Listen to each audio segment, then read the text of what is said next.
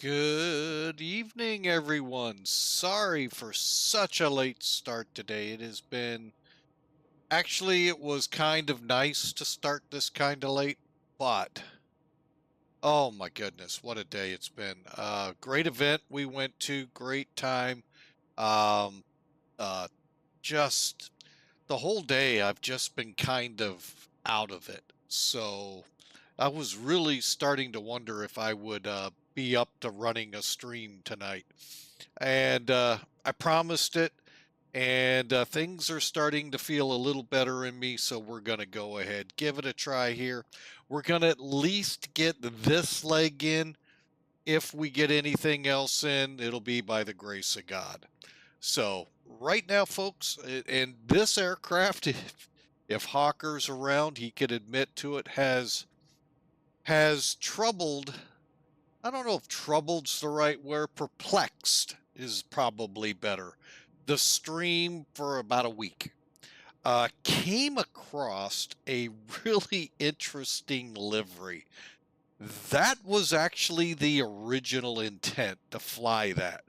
Until I found out there is a real VA out there that is highlighted on the fuselage, like many airlines do, highlight the parent airline.com.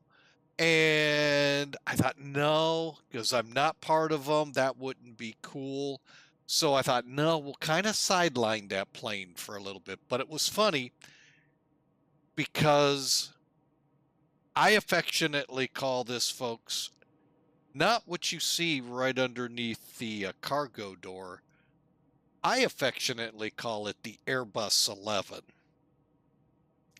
And I know a lot of you kind of scratch your head at me on that, but when people tell me how hard this plane is to learn, as soon as I put it into terms like that, this plane actually becomes not so difficult. Now, there's some quirks, and I'm not meaning quirks from rotate. I mean, there are some things you gotta work past, and there is a couple from rotate, don't get me wrong.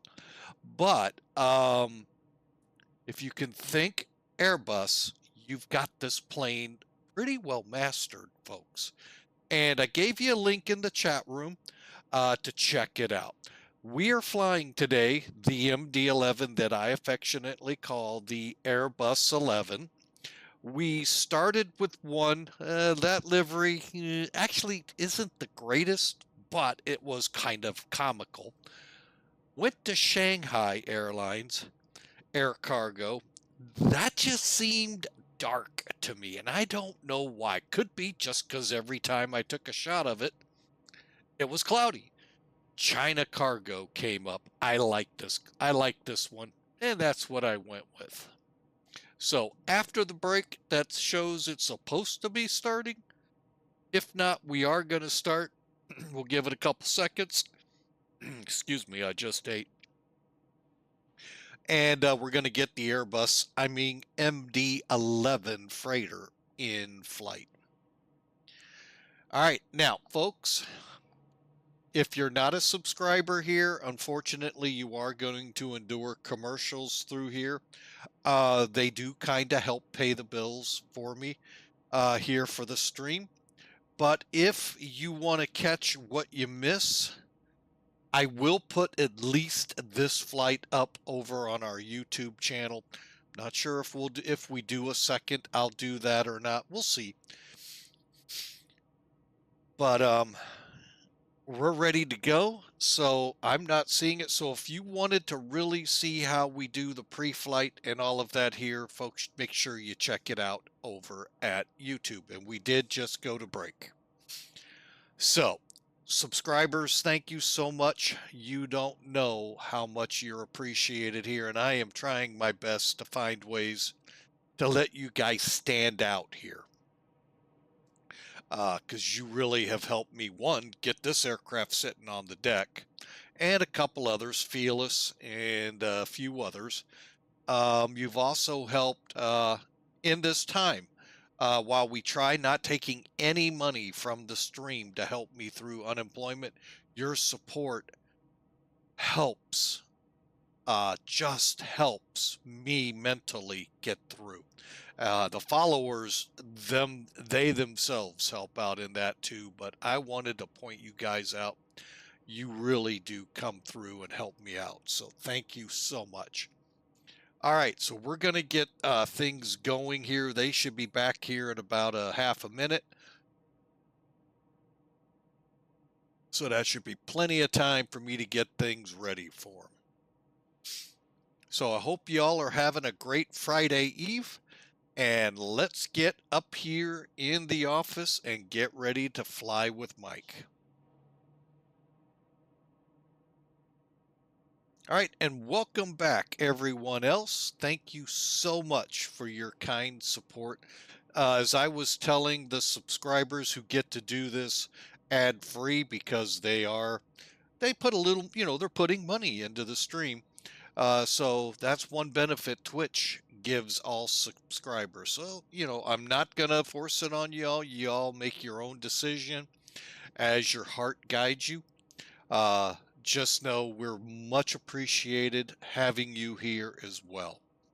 Like I told the subscribers, even you followers here and guys and gals who just kind of pop in, pop out, mentally, that really helps me out, folks. Just having that support here just helps me through this time of job loss and trying to find a new one. So thank you all so very much. All right, as promised, let's get up on the flight deck in the office at work here, and let's get to work. Okay. I know y'all are going, Mike, that's not an Airbus. Just give me some time here. Let's get this thing going the right way, though. And we always start with Sim Toolkit. Why? Because I think it's a very good tool, free, just like Volanta for a lot of you out there. I think it gives you more, and especially in the recap of your flights. Where you need to learn, why am I landing so hard, or why am I running off the end of the runway, blah, run through your mind all the negatives that happen. You can see some of it right here. The replay feature built into X-Plane can help other what's going on problems in your flying. And believe me, it really helps. And it's all built in. It comes with X-Plane. You don't need it. Now, Sim Toolkit doesn't, but the replay feature does. All right. So now, y'all see this lovely blob out to the west of us, plus going up in here into Beijing. I'm going to keep it the way I've got it. VFR, a few clouds. Why? I just think it might help today. So kind of disregard weather. Makes weather a little more difficult, yes, to obtain. And, and be able to plan and all of that. However, we're just going to go with what we're given. Okay? So with Sim Toolkit, loadout today, 175,880 pounds of payload. Now that broke down to 16 passengers, yes. Cargo planes can carry a few people. So don't let that throw you off there. There's the cargo. Now we're going to do it a little different. You'll see here in a minute. We're going to fly this the way I do, because it seems to one, make sense to me, but two, helps you all learn how to operate this thing. It's not as tough as some people make it out to be. All right, so the zero fuel weight that we're going to come up to is 438,057 pounds. We're going to throw on, say, 59,120 pounds of fuel. So we got us a good flight ahead of us. CI of 90, cost index. And Europe has their little quirks. China and Russia with these flying and metrics. Oh, it makes it so hard. But thankfully the planes help us. Not the planes of yesteryear, but at least from about the 80s on. So there you have that. All right, weather-wise, well, we're going to kind of skip this because we're not flying with real-world weather. But we are going to go ahead and export. And bear with me, we're just waiting on VATSIM. CH, that is not what we are now. Like I said, folks, this has gone through a lot of different iterations. We are now CKK, if memory serves. Yeah, CKK 572, MD-11, and let's go ahead and put in our RNAV capabilities. My biggest fear here, folks, and I'll be honest, it happened coming in here just the other day. We ran into where none of the ILSs were put into the system. Now, I don't know if that was a mistake from nav data, mistake from X-plane, but yeah, we're going to find out here pretty quick. Well, not really, because we got to get over to Beijing. All right, so everything looks good here. All right, 2230. Oh, that is definitely incorrect. Oh, man. Actually, it's not off by as much as I thought. About that one, but no, we need to get, let's see if I can go later.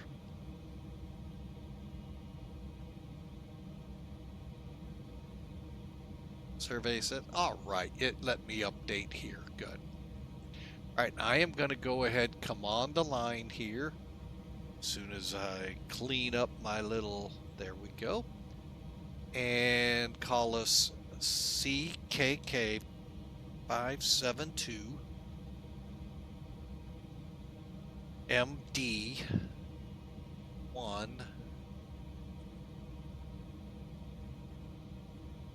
Oh, that didn't work out.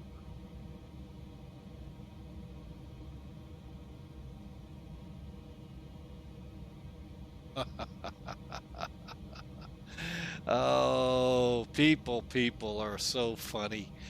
You know, last week when we flew the MD-11 before an X-Pilot update, I could put in McDonnell Douglas for the MD-11, the true person behind the airplane.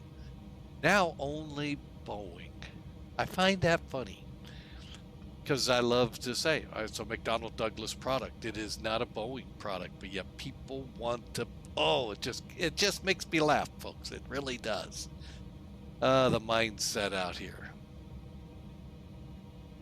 Oh, there's a lot of other mindsets I'd like to put to rest, but not today. One of those things people might call an epiphany occurred a few days ago.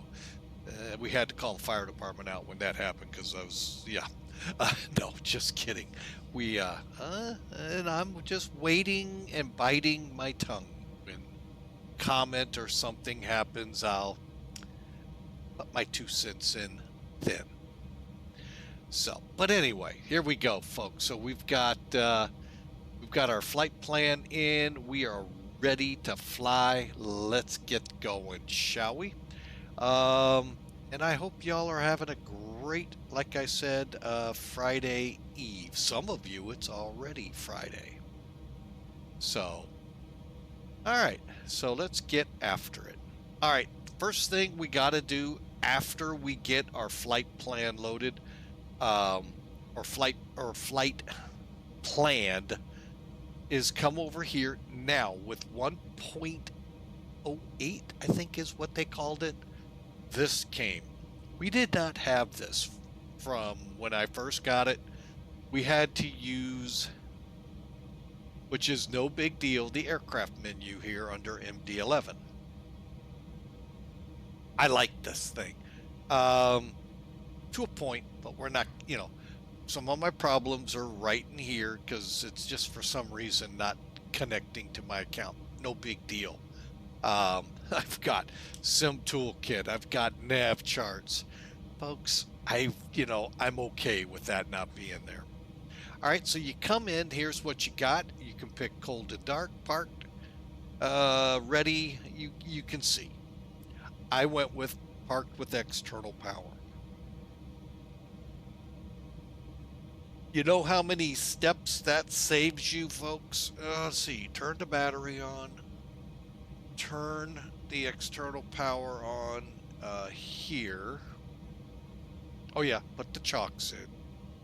That's 3. And then when it's available, turn it on. So you saved 4 steps. In the whole scheme of things with this plane, folks, that's really not a lot. So, but anyway, it does save just a wee bit, and I do mean a wee bit of time, not much. Down here, now we're going to begin to show you that Airbus S. The nav lights are on, folks, because when you click them, they're off. Remind you of airplanes. Logo lights on, logo lights off. It has both switches. When you turn this and it's dark, guess what? Your strobes are going. Your beacon goes on when it's, you get in the picture. Airbus. Once I started seeing that, I even looked at the general layout of this. I went, my God, this is an Airbus. It's a piece of cake. It truly is very close, folks. You might flip-flop a couple things, but overall, folks, this is just like an Airbus. Just some of these are missing. But if you can keep that in your mind, wait till we get to the FMC. McDonnell Douglas version of how we do our flight planning in the aircraft. Our route and performance planning. Let's do it that way. Well, no, that still doesn't sound right. You'll get it here in a second. Like I said, folks, keep it.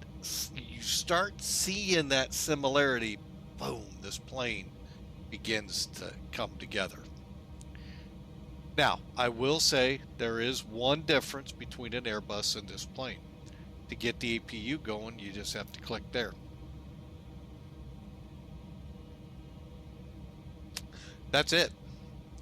And it'll fire up. It'll turn your generators on. It'll bring you, well, you'll have to turn the bleed on. Wait a minute, I did it wrong. My bad. It's right here, APU power. Good, because I want to do some more things over here. Weight and balance. That's kind of important right now.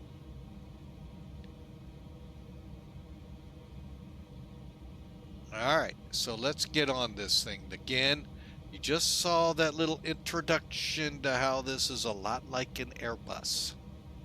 If you keep that back in that back of your mind, this thing begins to flow a lot better. All right, so we said we're putting on 175,880 pounds. Okay, so come up here. 175,880. Enter. Now, remember I told you what our zero fuel weight is.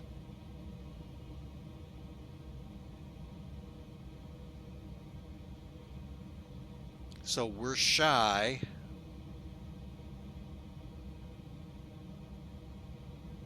about 9,000 pounds. All right, so what I'll do is pull out that $1 billion McDonnell Douglas calculator, put in my zero fuel weight that we planned, 438,057, subtract what's on the screen right here. Okay. 429,142 equals. We need to add 8,900 pounds roughly to plus 175,880. That'll bring us up to a grand total of 184,795. Folks, that's a lot. Which brings us right to it. 438,057. That's the zero fuel weight that we planned in Sim Toolkit that you saw that I planned in Sim Brief before the flight. Ooh, it changed, didn't it? We're going to get to the payload CG in a minute. Let's get to the fuel. 59,120. 120. Okay, taxi fuel is 2,000 pounds. You fly this plane enough, folks, you know the numbers. 2,000 for both 747, 777, and this plane. 1,000 for the 767, 500 for the 737. Flown them a couple hours. All right, now the big one we do need to get our hands on is the trip fuel. Says right above it, enter trip fuel to compute and check landing weight. Remember, we got to be under a landing weight. In this situation, I don't think we'll have any troubles being under 462,000, roughly 800 pounds. But we need to make sure. En route burn is 32,339. 32,339. And there's our landing weight. Boy, it's close though. Oh, that ain't. What? Oh no, that's not our max. My bad. Maximum landing is 491,500. Sorry, 491,000. That's pretty close. Again, we've got a bear. Folks, these never really get. They would love weights like that, but they probably never went that close. All right, so one thing I didn't mention, when you get the Rotate MD-11, you get a tutorial flight with it. The checklist, there is a checklist in the X-Plane forums you can get. Nice, and it goes right with it, right with that tutorial. Okay, and in that tutorial, and I don't understand this, we have to set the payload CG, the takeoff CG. So what we're talking about now is right here, and we need that to say 30 to 31. I don't know why my cursor is being such a pain. There we go.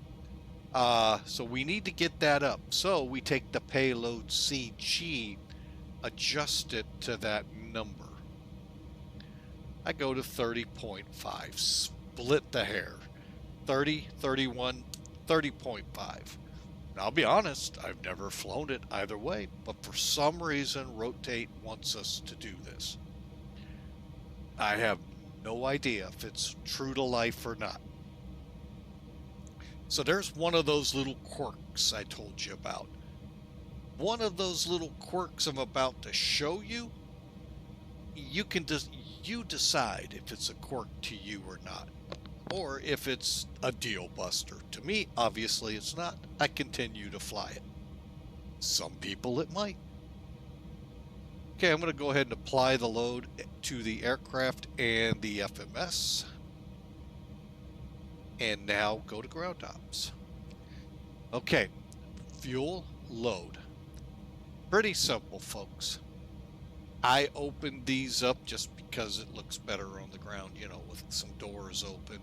But the main door I kept closed, right behind, in between L1, L2. So, let's get the fuel coming. And let's get loading, shall we? Let's step outside. Now, some nice little eye candy. I'll give it to you. I agree. You get these little carts coming up, 4 totes. You know, it could be better. It could be what 180,000 pounds would be.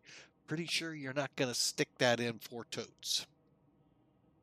And I'd love to see the weight and balance drawn out on it. And I guess you could. Close to 100,000 in the first one, close to 100,000 in the second, or no, 50,000, 50,000, 50,000, 50,000. But you're pretty close, folks. Little over, but pretty close. Yeah, don't see that happening.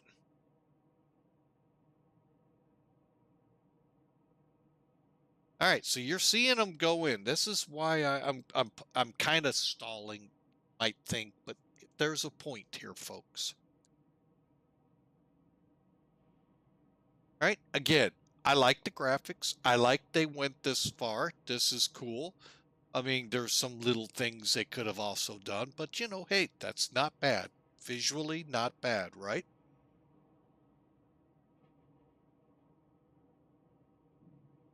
Okay, and there they go in.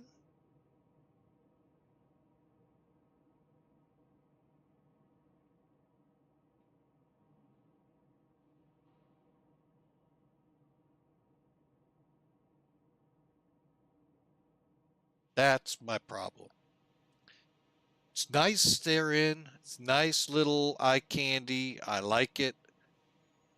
Where'd they go? You saw them disappear. Yeah. They stick around long enough for you to see it in the cargo bay before the door's down, and then they go poof. However, okay, before you go, that's a deal breaker. The weight is still in the aircraft. Okay, they did that part still happens. It's just you don't have anything in the cargo bay. That's a bummer, in my opinion. But is it a deal breaker for this guy flying with Mike? No. I know, a little bit of waste of time there, folks, but you know, I did want to show that off. All right, so now let's kick this in gear and get this thing going. We've got, we're still refueling, loaded the aircraft, main doors back down and closed. They just stopped fueling. So let's get up here, kick over the APU power. Now this will flash until it's actually ready for you. So until it flashes or stops flashing, we just go on and we'll come back. So let's go up top. We'll do the test of the emergency broadcast system.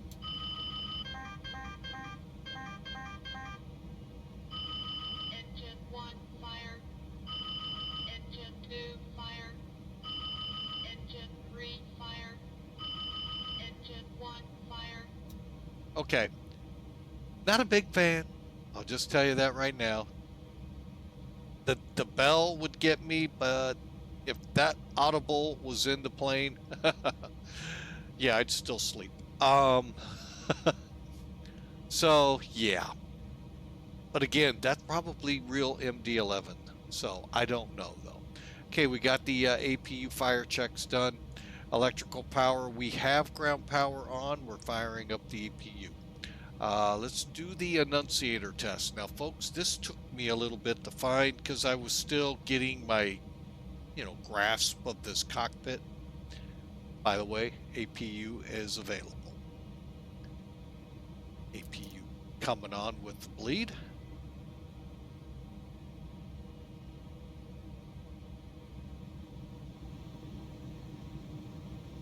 And if you've been watching, you would have seen the packs going through a cycle here and all of that.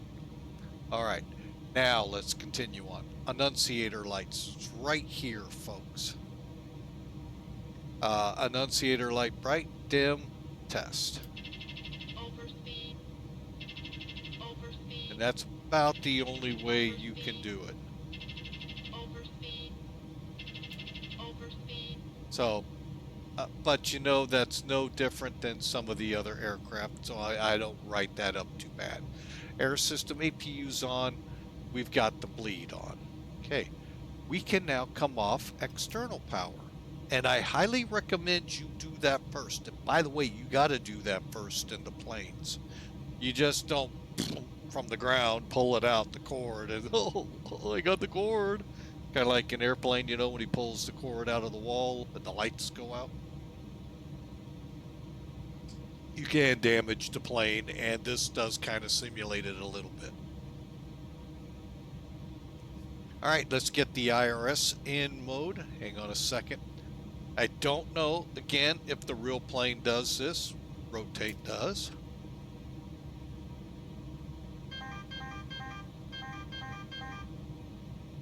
But it will not do it on 2 and 3.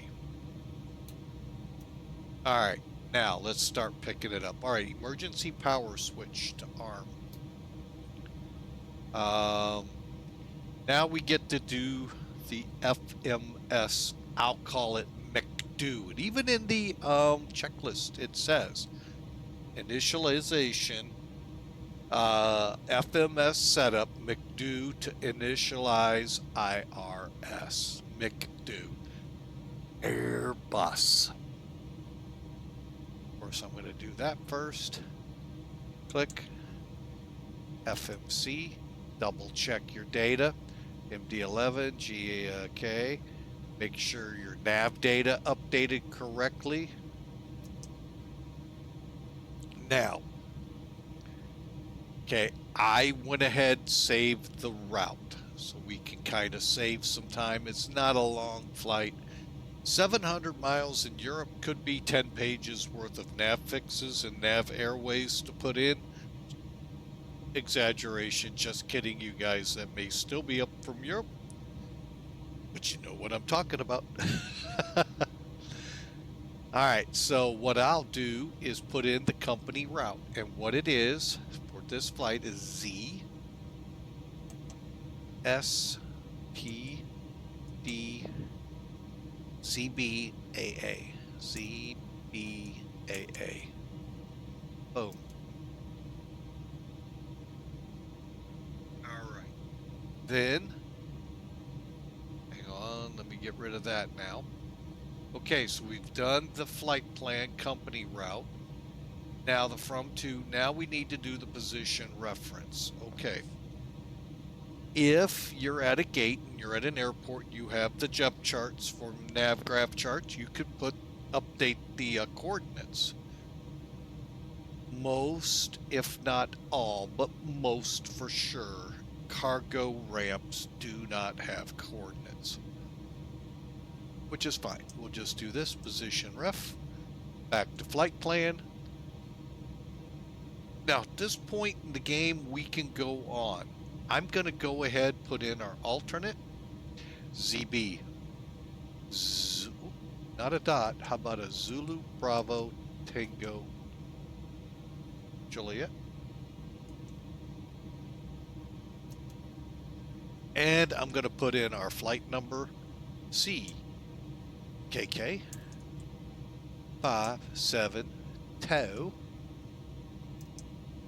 and I'm going to leave it there and let the IRS do its thing, and hopefully we won't be in jail at the end of this. All right, hang on, I'm gonna put some things. Oh, I did it again. I hate when I do that. Hang on, folks. There we go. All right, so we'll come back here, just a couple more checks, and we'll be back. First thing I want to do, though, come down here, put this, again, you know, let me show you this. Remember, I say Airbus 11. There's your display screens, right? Okay, put these on top of each other, okay? Ooh, I know that's a lot of imagination. Click hydraulics. Wait, this looks a lot like the Airbus. Granted, little different functionality to it, but that's pretty much how Airbus does it. Look, oh, there's the hydraulics. again, I don't mean to upset people in calling this an Airbus, but there's a lot of Airbus to it. Okay, this came out after the A300, A310s, and the A320 might have just entered service, if not long after when this plane entered service. So it's there, folks. McDonnell Douglas went here. It does not have any Boeing characteristics up here. That's why I find the VATSIM thing so hilarious. All right, hydraulic test. That was tough, wasn't it? Let's go ahead and put the thing back over. Reason I'd cover them again, folks, makes 2 clicks. 2 clicks to make something happen, like accidentally turn the battery off or accidentally shut your fuel off. So put those covers back if you opened them. Okay, test. All right, big thing we're looking for is 5.0 down here or greater for our hydraulic pressure. We're doing fine. You're going to see them charge each system, and then as they drain, it's setting off internal alarms that it's testing. Okay, but we're going to continue on. Unless you all really want to see it. Should charge, I can't remember if it's number, well, again, it depends how you want to count. Number 1, number 3, number 2. That's how many of the airplanes are, for some reason, counting. Don't know where they got that number system from, but they did.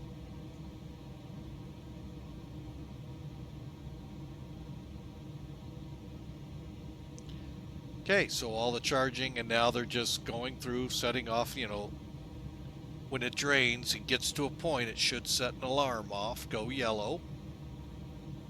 Boink.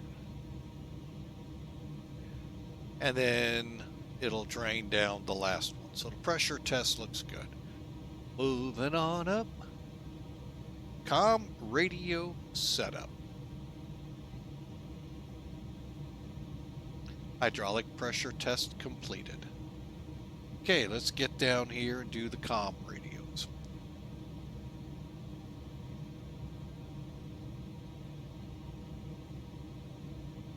All right, folks, I'm bringing in the little devil we got to have anyway, otherwise you won't hear. I'm also gonna, while I'm thinking about it, hang on. There we go. Got the overlay. Might as well do that too. Bring in our ACAR system for the MD-11. I'm sorry, for MACAIR. So we, you know, get a little credit. All right, and if I did everything right, I'm pretty sure I did, it should give me flight started. Yay! I didn't have any doubts. All right. We talked about this quite a bit, folks. So let's show it one more time. Okay, mode C.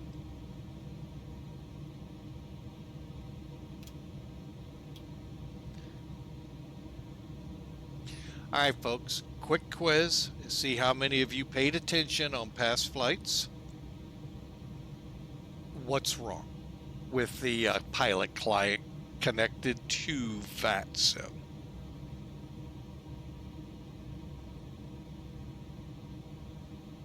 Two things.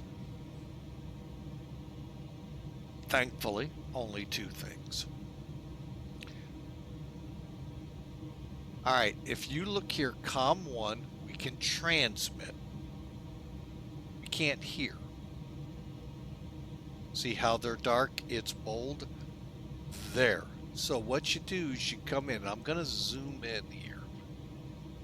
Come to the speaker. Click on it. Now you got it. And then turn it up. You can always turn it down if you get that obnoxious pilot out there that thinks he has to have a power mic to be able to talk to the air traffic control system on the planet Pluto. I always made that joke, folks, when I was on the road driving a truck, because these guys would get on that CB with that power mic and just blow everyone's CB to bits because they thought it was funny. I mean, it was just ridiculous that they have that. They have to be able to blare over everybody. You can't blare over everybody here, folks. They won't hear you. Anyway, so turn, make sure your speaker button is lit up. Make sure your microphone button is lit up. That will give you this. Reference, there's COM2. Now you can hear COM2. And I'm going to set that to 21,500. And I'm going to set this to 950. There. Another Unicom channel. But I can't get the transmit on here. It would be just ridiculous. So that's why you can't. All right, I'm going to go ahead and turn it off. We don't need to be hearing. But anyway, that's what you got to look for here. Okay, up here in the COM1, COM2 area. The other problem you're going to run into, ATC saying squawk mode C, please. You may have the right code in, you may have everything set right. Squawk mode C, please.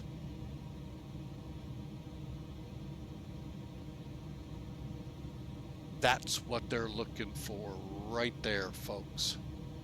Next to disconnect on X Pilot, but whatever you connect to, if that's there, make sure it looks like that. And guess what? They're happy. Now, leave it there, you won't see traffic, just so you know that. But the controller could care less. Your TCAS won't work unless you're either TA or TARA, most likely TARA. So, just pointing some things out. It takes a little time, I know, but I hope it helps. And I'm going to leave things set up as they are because we're getting very close. All right, so we got the comms set up. Let's come down now to the glare shield. All right. Oh, this is not going to be fun, folks, because well, right now, as long as we don't have controllers, it's not a bad thing. When we get controllers over here, it can get fun.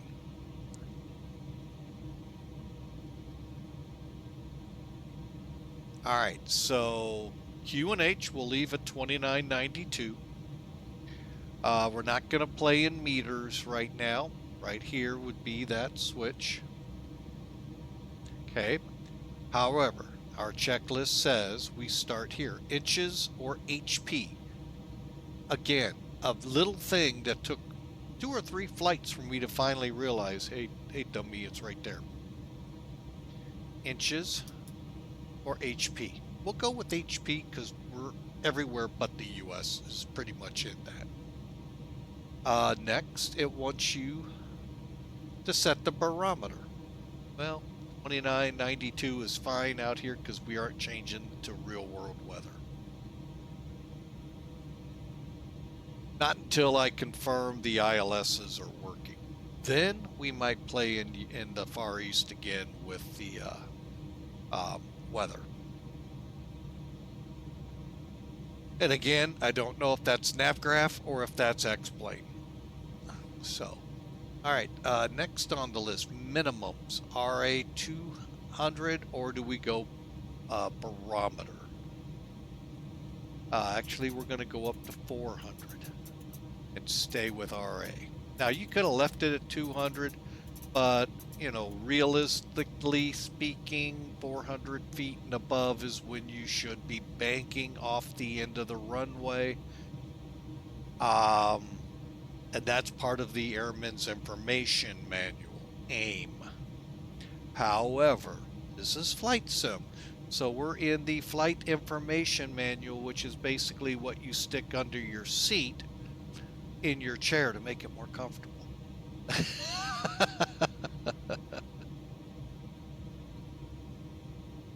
All right, nav data heading switch, have it set to mag, which it is. And finally, the bank angle switch. You know, bank angle, bank angle, bank angle. You know that call. We've all heard it.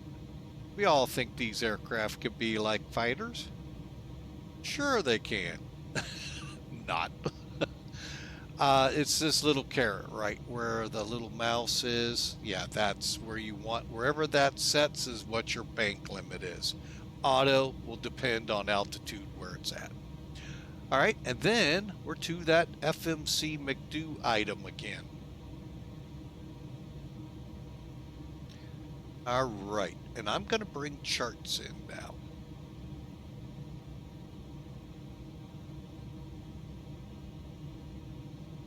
That actually worked out pretty good. All right, so we are here in Shanghai. Here's where we're parked. I'm going to call it the West Cargo Pad. I don't know what it's really called. But that's where we're parked, and we're going to just taxi down to 3. Well, wait a minute. What did we plan? I don't remember. 17 left. Oh, the runway right behind us. So, that's the first thing we got to look up. And here's what the real world weather is. KVOC 29-25. It's a beautiful day right now, folks. Granted, it's not the real time either, so I think it'd be dark still. Maybe not. It might be daylight there now, but not 100% sure. All right, so let's proceed, shall we? Okay, so on the flight plan page, we already put our flight number in, CKK 572. We already put our alternate in. Now we put our cruise in. We didn't stay on this much, folks, because, oh man, 32,339. That's our initial cruise. Oh, and I'm sorry, correction. Take that Airman Information Manual, smack me upside the head. I got that all wrong. 34,100. So 341. Put it right there, folks. Right under cruise levels, in case you didn't catch that. Okay, now we're going to go with outside temperature and winds. I am going to just stay with this. I'm not going to change it. Again, we're going with VFR, few clouds. We're not doing real world weather. Cost index on this lovely flight today, folks, I believe is 90. It is. Right there. And that shows how high we are, optimum and our max. Okay. Now, it's wanting you to go to what's called page 2. It's basically you use the arrows to cycle through your initialization page, up and down arrows to scroll flight plans and pages.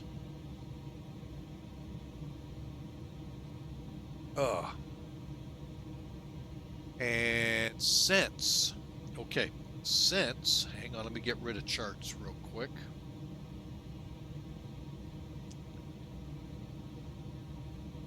If you remember, back when we were setting up our weight and balance, I clicked apply load configuration to aircraft and FMC. That's exactly what it did.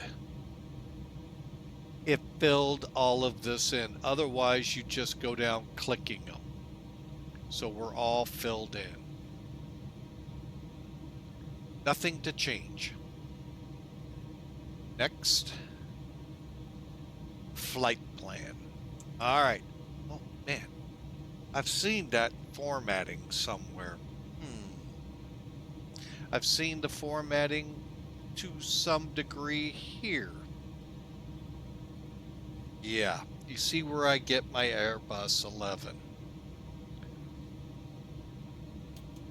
All right, so we go to SID and go SID. Can we go on 17 left? Sure. What are we going to use for the departure? How about the, oh, I don't think we have one. POMOK? Time to go see.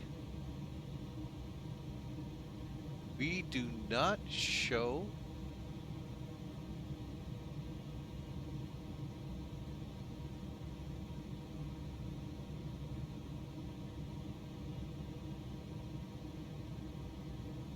But we do have a couple of availability here. Oh, no, directly, no, we do not. Let me hit cancel. So, it's pretty much vectors to POMOK. If you, now, if we wanted to for 17 left, we could do one of these four, and it all depends what runway, and ours may not be one of them. Matter of fact, I'm going to lay odds it's not.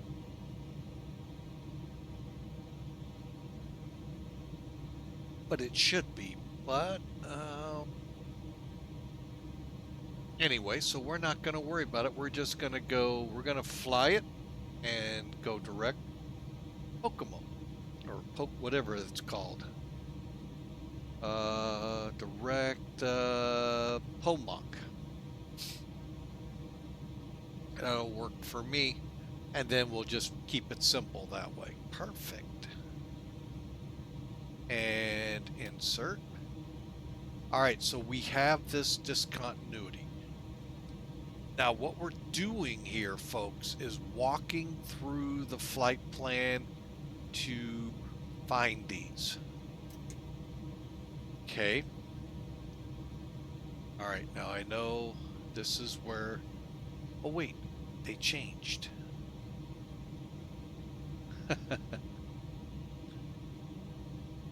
Unfortunately. You know what? I think this will work better over here. Okay. Actually, it will when I do that. Okay. So we're going to kind of step it through. Bear with me. And we're going to watch our flight plan. I'm going to try to do it on my end. All right. So let me center up. Okay. So we're just going to go. There's POMOK, XREM, to Picasso, not Picard, to be mistaken, Upton, PIMOL, to, and Nixon,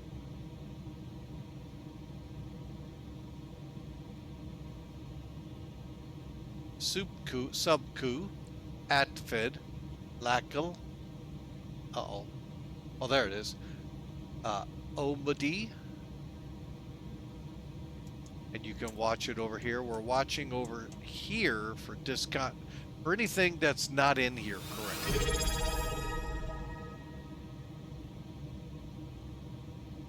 Hawker 125 just subscribed for 36 months.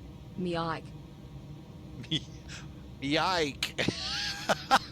That was great. Hawker, thank you so much for the resubscribe. We sure appreciate you, and thank you for the other message of happy 3 years. We're going to talk about that in flight. But yes, we are coming up on 3 years of being an affiliate. But welcome in. He's one of our moderators, and thank you so much again for the generosity. We sure appreciate it.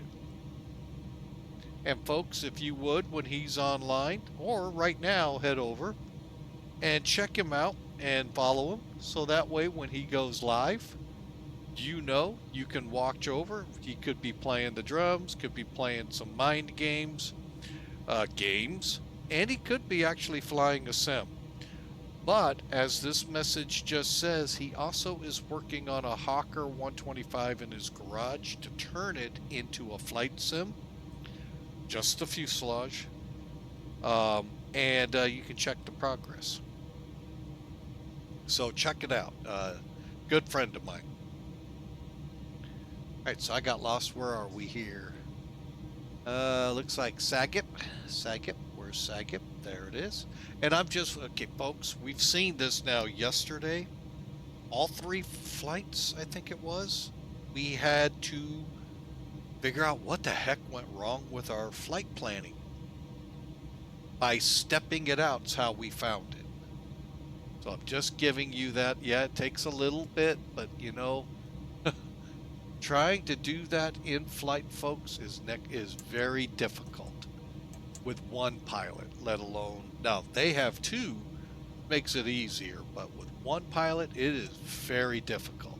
DALIM, PIMOL, okay. Agogu, I love some of these names. Avma, BEKDO, and AVBOX. And that's why the U.S. is always having diplomatic problems with China. I blow all the names. I can't get them right. Just kidding. All right, so AVBOX is where we start our arrival, which it didn't put in. Why?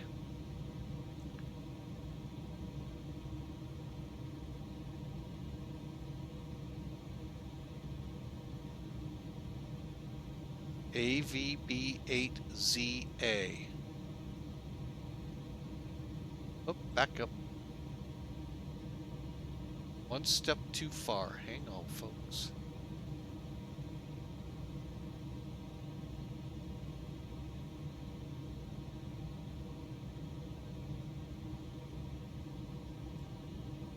All right, now it's there. Okay. So from AVBOX. Oh, we got to put it in. Okay. Sometimes, folks, these will load your star. Sometimes they won't. In this case, it didn't. So now you'd have been going, oh my God, we got to move. Yeah, you would. All right, we are planning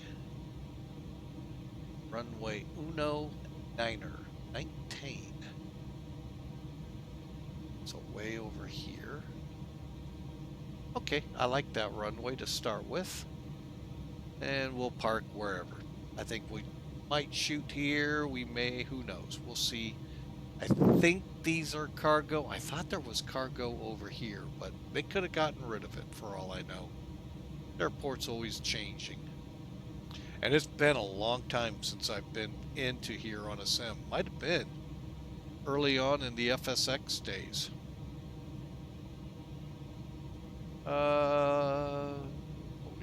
Better look. Approaches for runway 19. There is an ILS.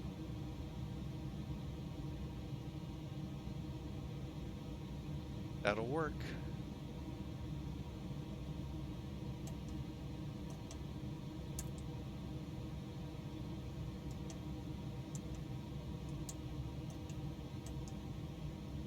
Which one are we on?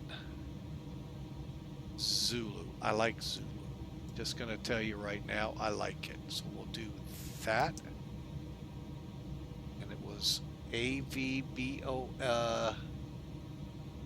bear with me. AVB8 Zulu Alpha. So the top one.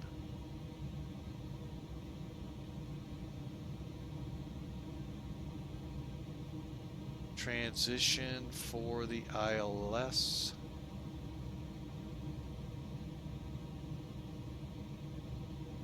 AA521, got it.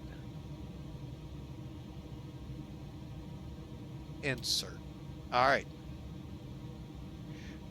All right, so that sets that. Need that one. And let's walk it out just to make sure we did it right. AA 548, 547, 546, 545. Looks good on the chart. Looks good over here. Oh, okay. Next up in line is 544 to 543. That looks good up here, although very difficult.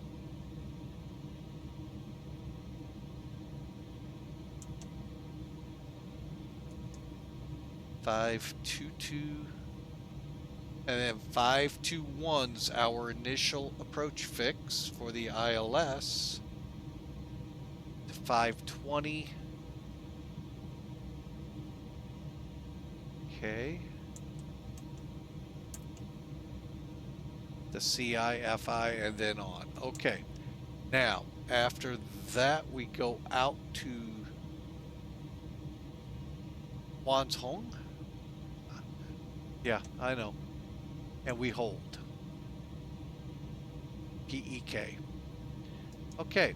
And then here's where we would put our routing into ZBTJ. We're not going to. We will land this thing. So F plan. Again, this discontinuity, folks, treat it like a vector. Normally we clear them up here. This one, while I could, I am going to treat it as a vector, and then we'll just use the direct intersection to send us direct to our point of call. Okay. And let's get rid of charts. Okay, next up, I want to make sure here we got our flight plan in. Takeoff, arrival. Very similar to the perf page that we would go to in Airbus, but this is where McDonnell Douglas starts to show its stuff. Takeoff, approach. Basically, your takeoff and approach performance. All right, so here's the fun. I'm going to go ahead and use Sim Toolkit. And this is going to be a little wacky. I know, you love that aviation term, a little wacky. We're going to bring SimBrief up here. This is what we used prior to me coming online to set the flight up. Let me put the flight plan in here. And what I'm going to do is go right to the takeoff. Here's what the current conditions are if we were real world. I've explained why we're not today. It's mainly because coming in here with the MD-11, oh yeah, and it could have been a rotate issue too. Either rotate, navgraph, or X-plane. We had no ILS, and folks, we were almost down to minimums, or even under and flying down on a Cat 2 approach by hand. And we were able to fly what the FMC put out in front of us. So I'm assuming by that, may rule out navgraph, may rule out rotate. But the ILS frequencies were not in the map or findable on X-plane. So that was a little disheartening. But it's happened in the other sims as well. So I'm not, you know, it happens. Just that was not the time for it. So I don't want to have that chance again.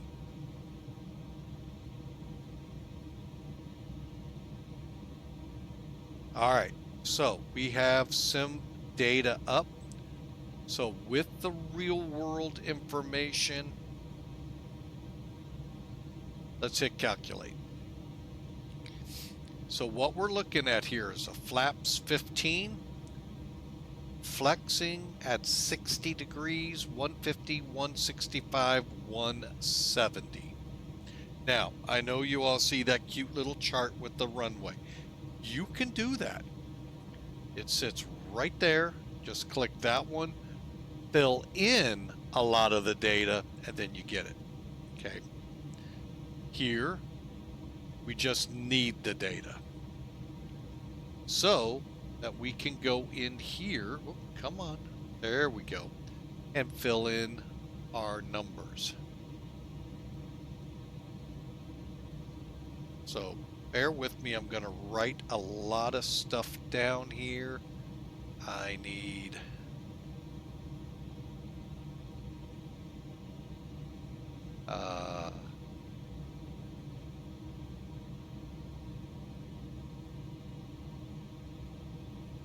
flexing at 60.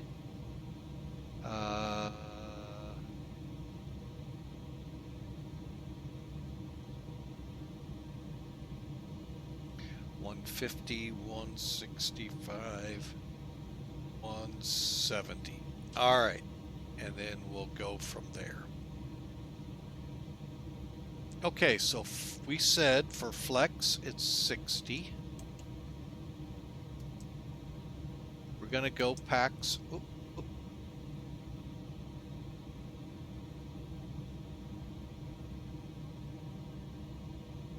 Why won't it clear?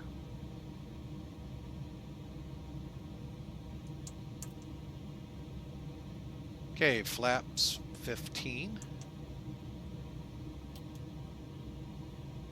All right, now the slope. You can get that. I just go straight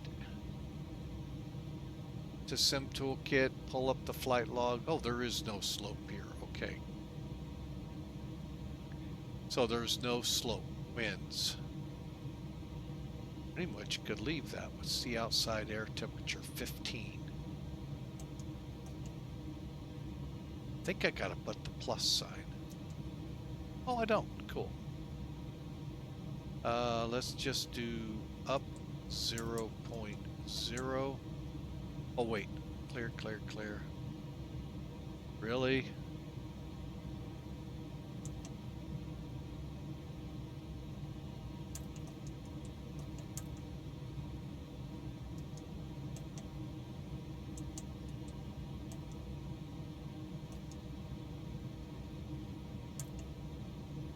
Bear with me. 3.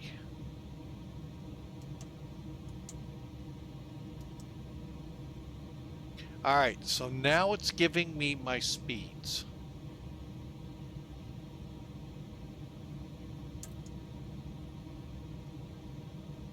Whole lot different. 147, 165, 17. We'll just go with these. These are fine. Okay, they're close enough, and I'm fine with that. All right, so we're pretty much done now with the McDo.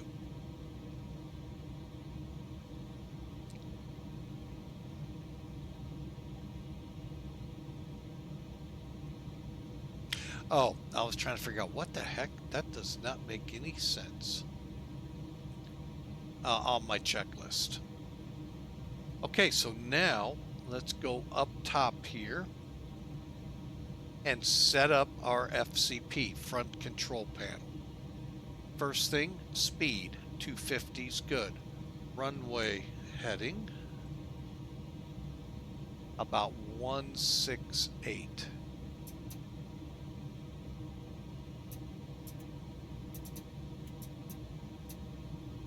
Initial climb.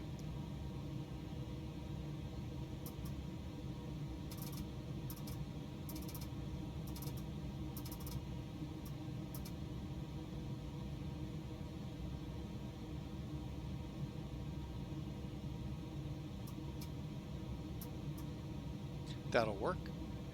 And ND. All right. So now I'll put this back to map. Nope.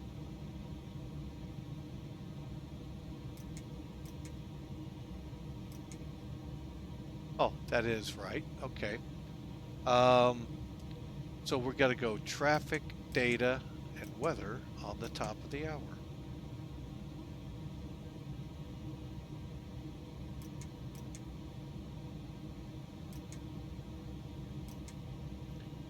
Okay, I'm going to bring it to there.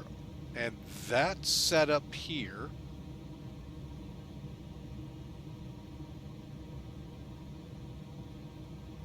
Traffic data, VOR, VOR. And one thing, and folks, those of you that do fly this more than I do, if you know how to turn the terrain radar on, love to know. We're not going to do it here, but once we get taxiing. And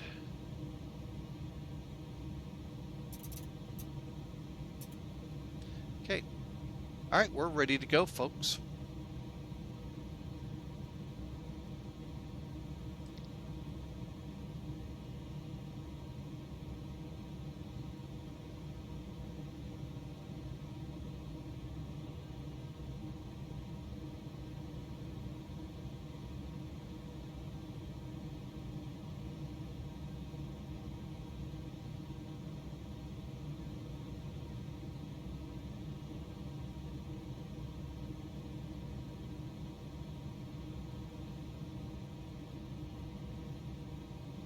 And again, since we're not in VAT USA territory, we do not need to worry ourselves over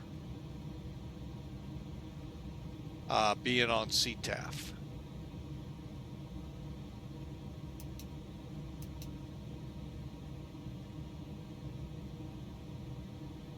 Okay.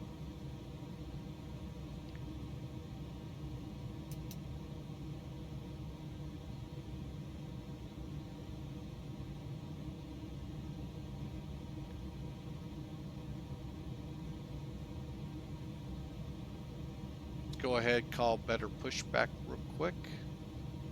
And folks, if you don't have this cockpit, please show me where you want to go. If you don't have this utility, I will shame you here. Shame on you. It is such. Now this is an easy pushback. Okay. But there are going to be times when you're going to kind of zigzag around in here to get to a specific spot. Shame me. Do it now. Shame me. Shame me. Oh, Hawker. All right, there it is. Let's go. Parking brake. This big old arm right here, folks. Parking brake. On. Seatbelts.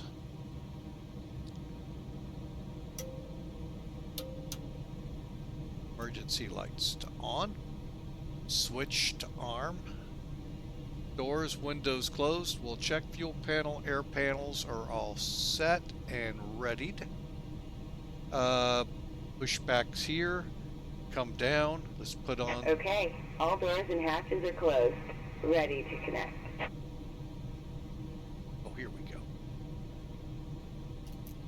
Auxiliary pump 1 is on.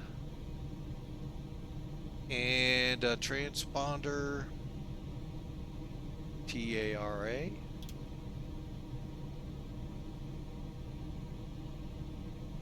APU air verify is indeed on. And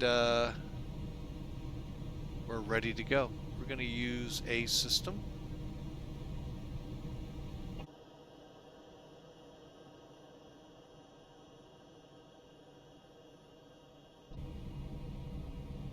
Beacon lights on.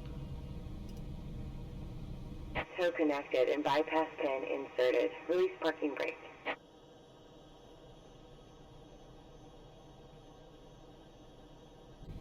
All right, now I have not found my switch on the HOTAS stick here to work, so I have to do it manually. And I also thought I took the chocks out. Did I not? Starting pushback, and you may start engines.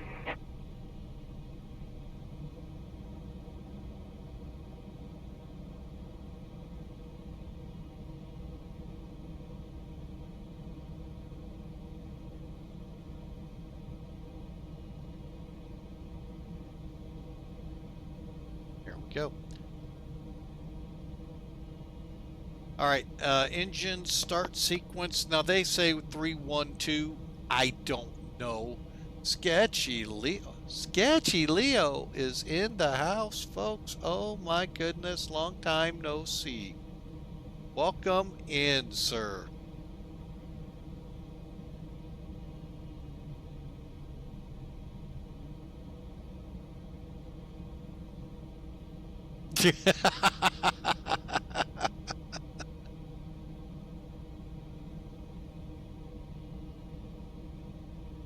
I'll leave you two to sort that out there, Hawker.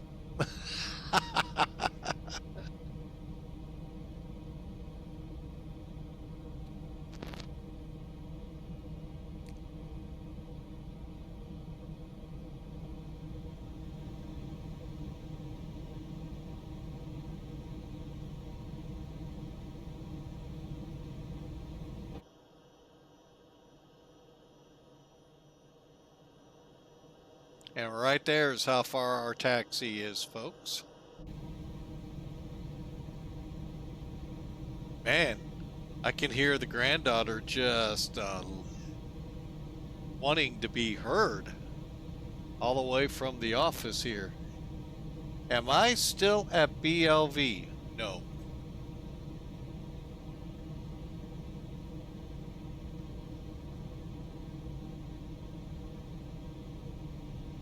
And I'll keep it as simple as no.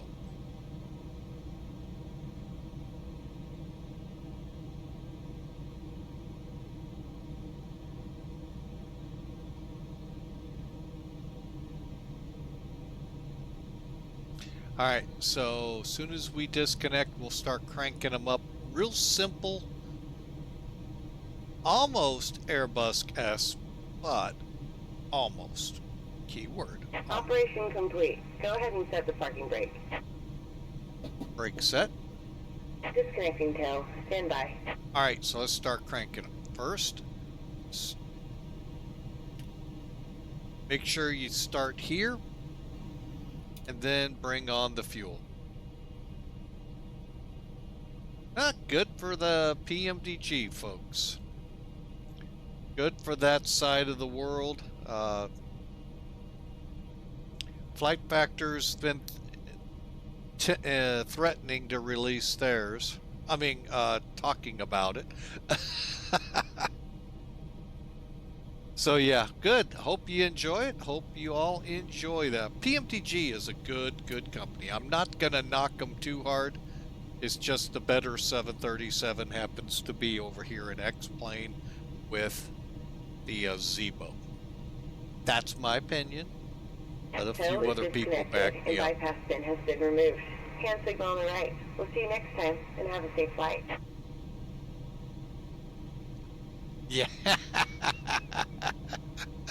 But no, I really do hope you enjoy the 777. Like I said, PMDG is a good company.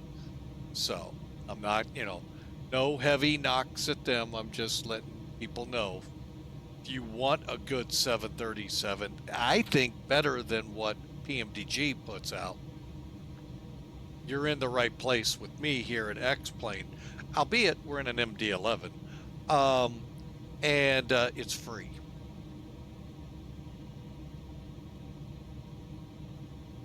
I'm going to have to hold for 5 minutes for everybody to get themselves reset after hearing something like that is free in the flight sim world. Yeah. I got more to say, but I'm not keeping that. I told at the beginning I could go down a list of funnies with that sim, but I'm not. Okay, let's get number 1 turning. Otherwise, we'd never make it to Beijing.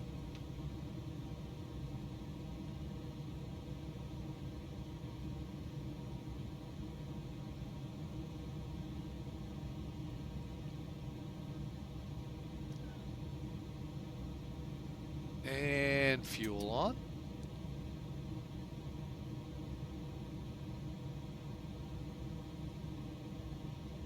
All right, we got 1 more to go.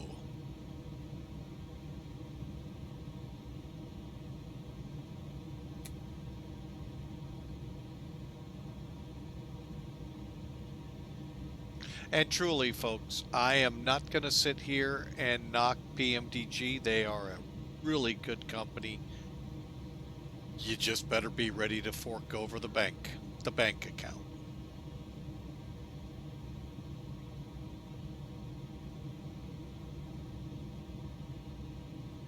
Especially since news came out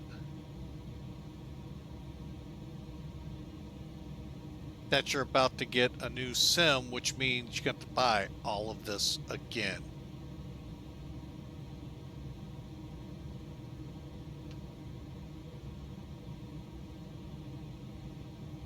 Albeit at discounted rates, but yeah. Like I said, fork over your bank account.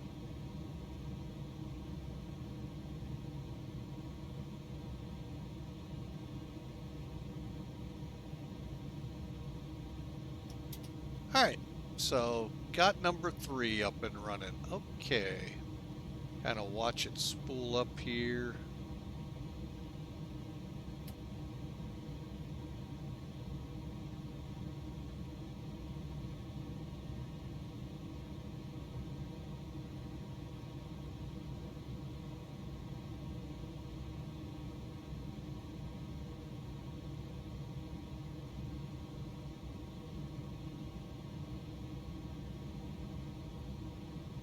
Oh, I'll bet that was awesome to watch. Yeah, I've seen it come in a couple times, coming either to or from my daughter's place out over in St. Chuck. So, pretty neat to see that bird.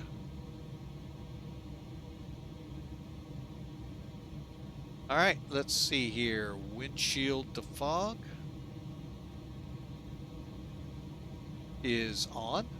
Anti-ice, I don't think we're going to have to worry about that today. APU bleed off.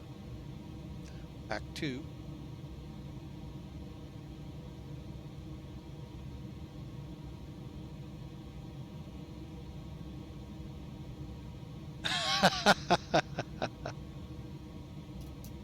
All right, we'll get the APU power. Again, if you click it there, folks, it'll turn off. You just don't get the blinky like you did before. And let's work on down. Ease on down the road. Okay, go to config. All right, and from here, let's check our flight controls.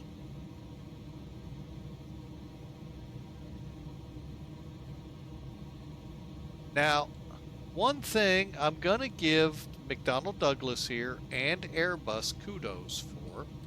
Boeing, I wish you guys would learn a thing or two. It's not the easiest thing to get a precise trim setting, but when your trim stabilator says 4.8, good luck figuring 4.8 out on your gauge.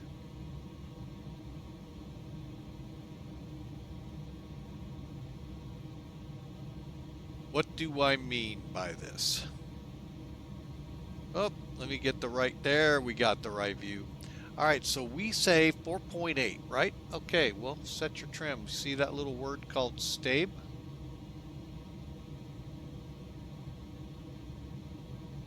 Oh my gosh, right at 4.8. Oh, no interpolating, guessing, maybes. I think it's close. Right at 4.8.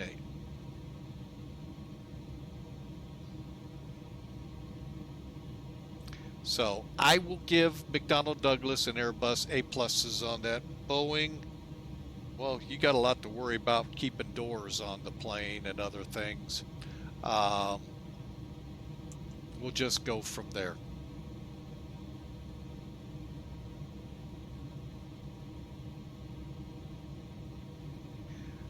Let's see, stab train auto brake. Right here to take off and take off data. We're going to do that quite a bit, folks, checking and confirming our takeoff data. My only suspicion would be this could change easily in the aircraft. I don't know. I don't know a whole lot about this plane. But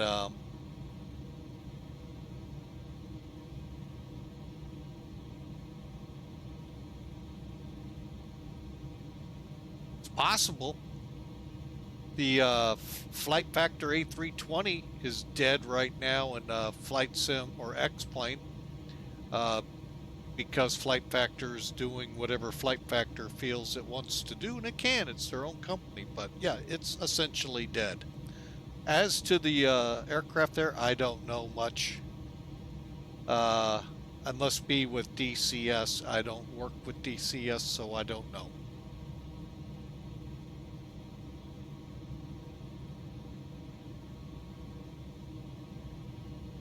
Alright, left, right, and nose slide. Here we go, folks, to the runway. Last check.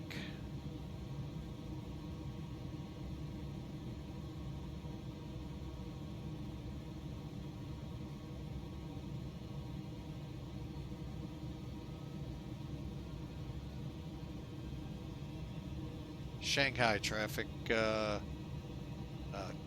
China King, taking off 17 left.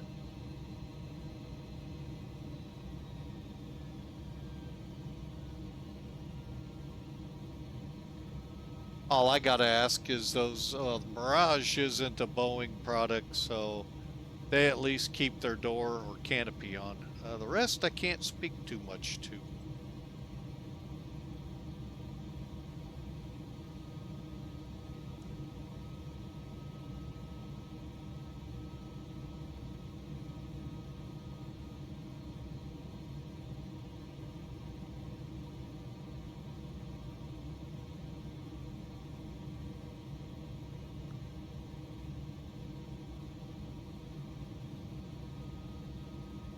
Alright, final checks for takeoff. Takeoff data check again, auto flight. Set. EAD. We got to get flap set, so we'll hold up at the runway. Gonna need a quarter to call 1-800 dial a flap.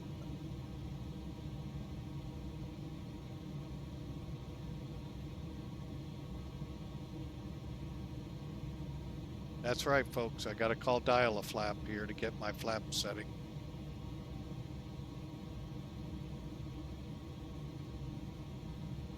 It is. It is crazy indeed. Let me set the brake because it is just so much fun. All right, folks.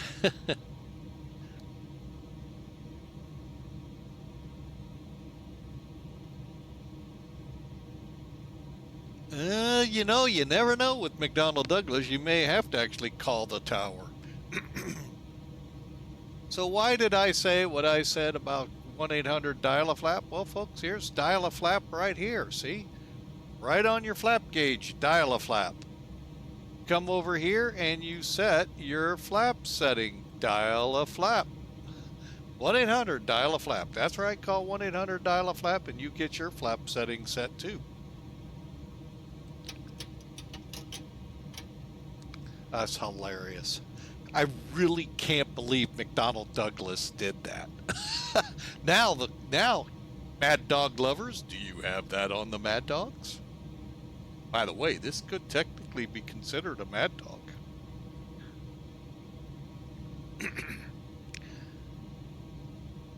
It is a Mad Dog. Made by Airbus. I mean, with Airbus.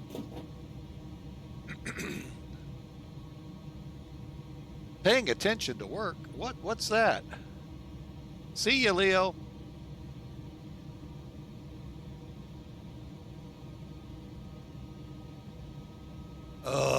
My throat. Not doing well today.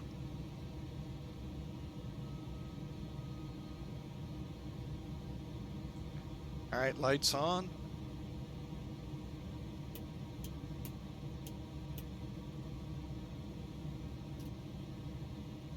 Seatbelt set.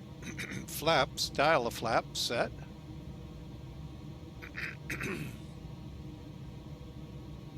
Most people leave the airport. I don't know. Better wait.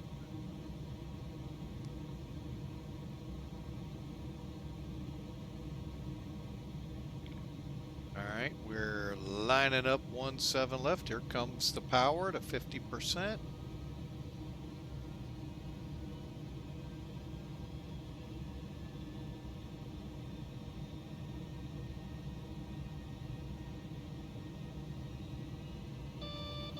Spoiler.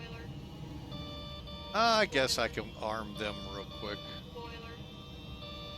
Spoiler.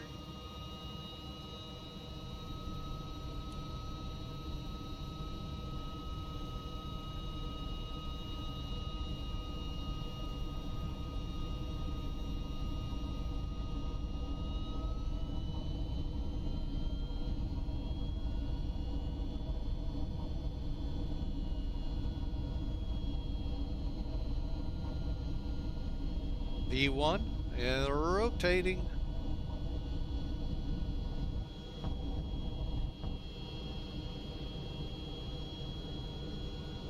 Positive rate, gears up.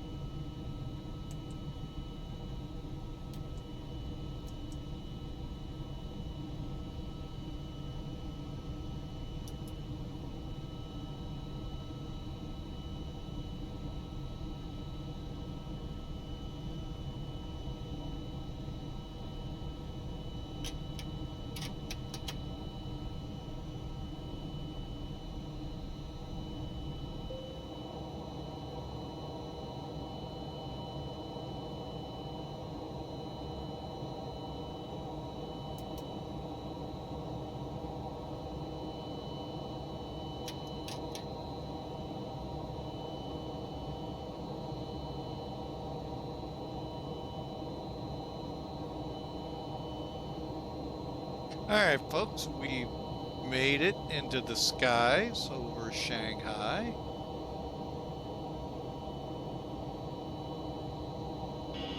Stabilizer motion.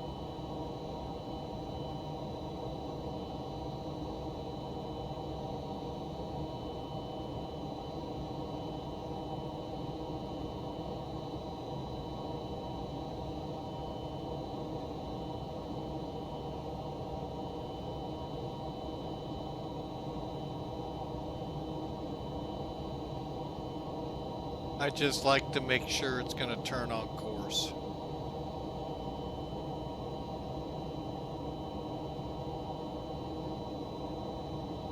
Alright, I think I see motion.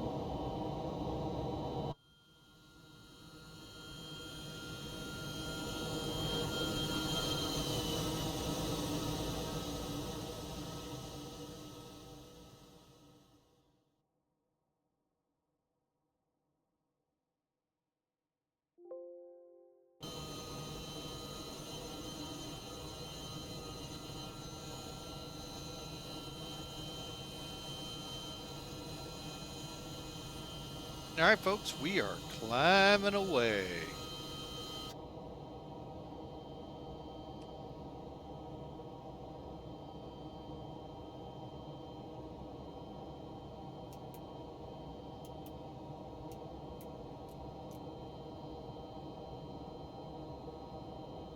All right, I'm going to go ahead and put a little, like, either high or low. Well, we'll keep it low in the forward. All right, so we're on our way, folks. Direct POMOK. And beginning our acceleration from 10,000 feet on up. After takeoff, spoiler handle can be disarmed. All right. This thing is a lot of confusion to a lot of people. Okay, you see the arrows. All that's going to do is move it down and back, or up and down. You can see the red line here. That tells you it's armed. So once you get the hand above it, okay, you can push it down. All you'll get, even armed, you can move it down. You don't have to dial a speed brake. Just move it to whatever you want. The down arrow moves it down the track, up moves it back, and then the hand up and down for arming. Okay, we'll set our speed brake to off. Okay. I'm sorry, auto brakes. And hydraulic panel, fuel panels are set, EAD, only seatbelts, so we're good. And folks, we'll turn the seatbelt sign off at about 18,000 feet, so our cargo folks can take care of the cargo back there. There you have it, folks. The MD-11 on its way to Beijing. ETA shows about an hour and a half. We'll see how that gets as we get more into altitude. So hope y'all enjoyed.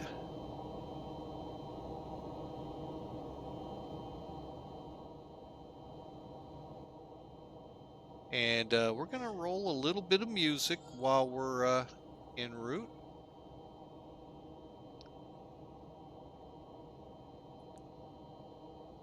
And a great little conversation there with Sketchy Leo. Haven't talked to him in quite a while, as with our moderator Hawker. And glad to have you all aboard. Thanks for being a part of Flying with Mike. The MD-11 can, if we're not in a stream, I can move this plane a lot faster. Talking it through is tough. And unfortunately, I take up a lot of time. So that's why it took us an hour and 41 minutes to get to this point. So who knows? Maybe next time.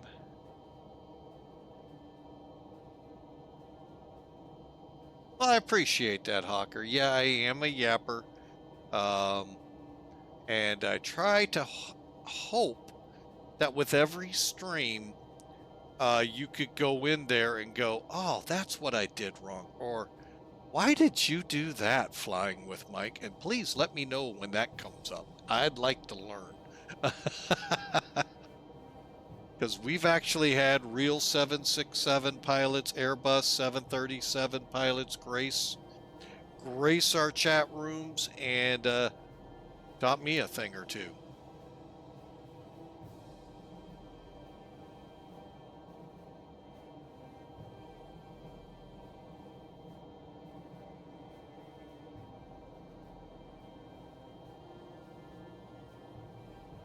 But again, the weather, folks, I have turned off. I want to be sure I can get into Beijing in case the weather went south on me there. We had troubles into Shanghai. There was no ILS frequencies. None of the runways had any. So I don't know if that fell on X-Plane or a NavGraph update that went way haywire. Who knows? Because now, this is something that didn't happen about 3 or 4 years ago, folks. When these two, now X-Plane's been out, well, it's been out quite a while. But I joined in the X-Plane 11 years. And I'm gonna think maybe when X-Plane 11 came out is when NavGraph was able to update the flight sims. That's right. The navigation data inside the flight sims could be updated and is updated every month. Now, that other sim that Leo was talking about, they default to another agency, but there are ways to get NavGraph. I don't know them. I don't use it. Don't ever plan to use it. But you can now update that data where you never could before. So say your flight sim came out, FSX. Let's go with that dog everyone hated. Came out in 2006. That day, the nav data, whatever it was the nav data of the sim. Now, I think there was an update to FSX, and at that point, the nav data updated. However, until the new Microsoft thing came out, that couldn't be updated.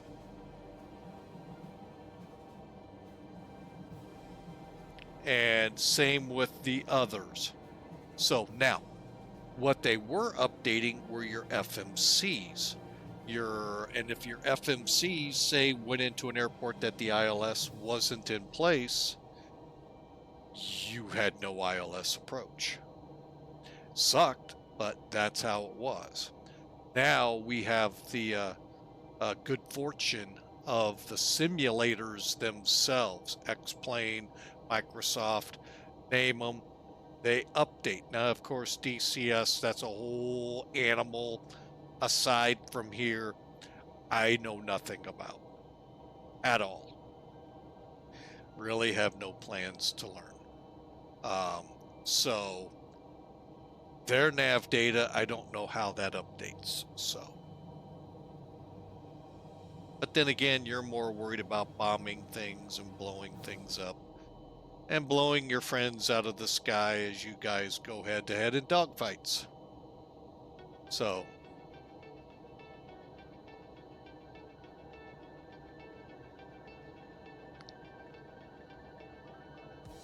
all right, so let's continue this on, folks. We're now down to an hour en route.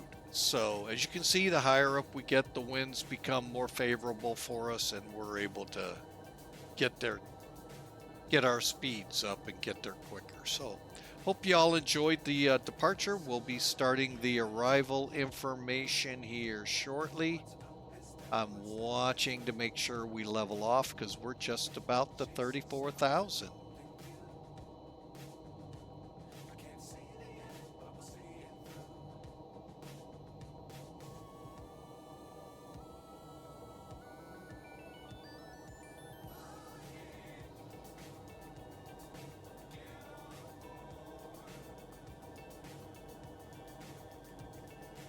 All right, we leveled off. Cool.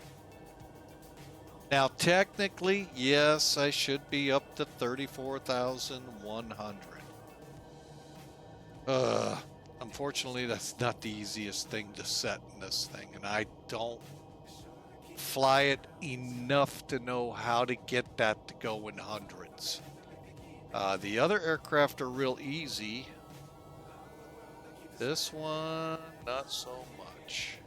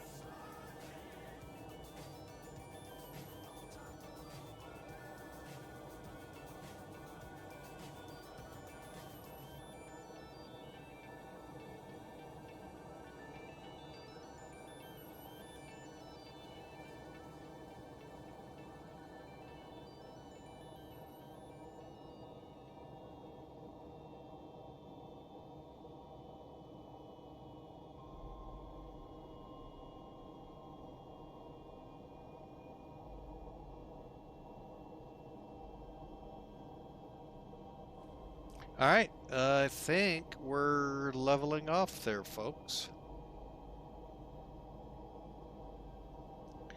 And we're about an hour, 4 minutes out of Beijing. No more step climbs from here, folks. So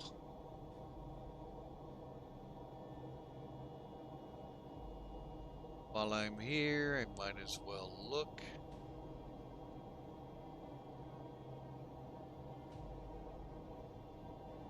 Good. All right, I will be right back, folks. Stand by.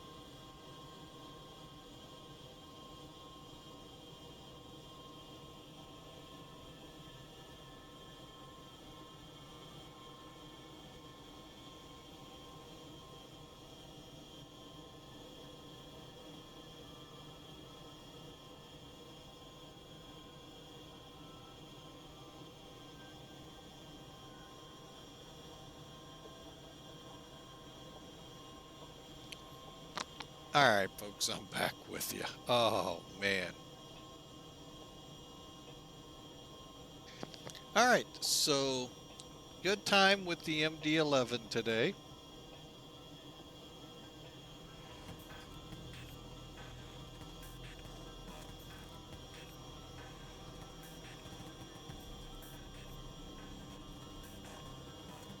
Now, that same thing we did with SimBrief, we can use to get our approach and landing information. Remember, I used to use a payware product, Topcat?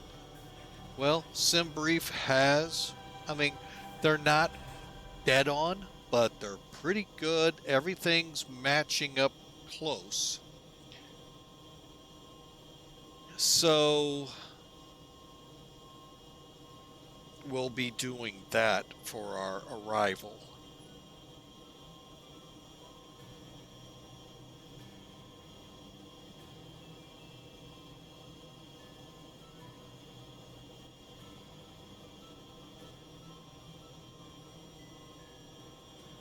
Oh, wow. Got some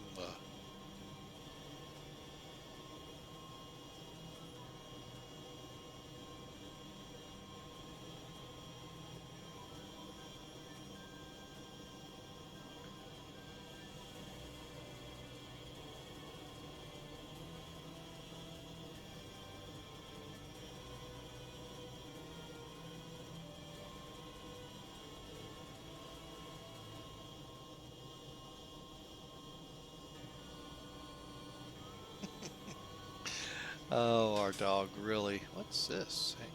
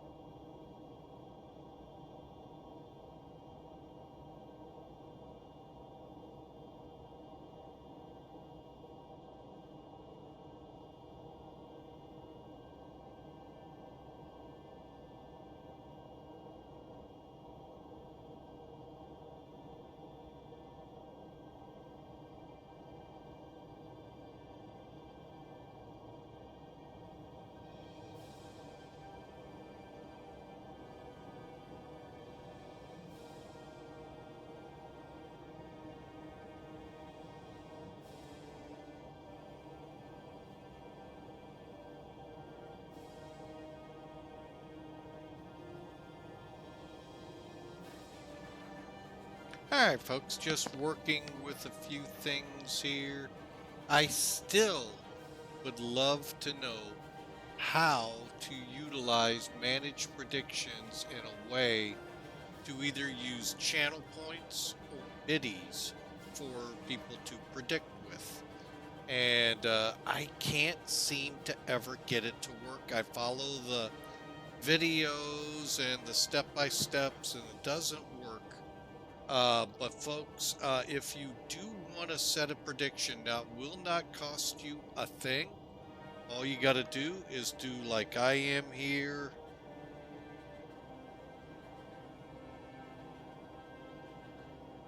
And that'll be laughable if I actually make it. But it's exclamation mark, the word predict, and a negative number. Now, if I was going to set a prediction up, it would be about 20 minutes out to give you all plenty of a chance to get a sense how things are going to go, and then put your bids in. But I don't know how to use that prediction tool to its advantage of channel points or biddies. Any of you that are smart with that, I'd love for you to let me know, because man, I know a lot of you have a lot of channel points.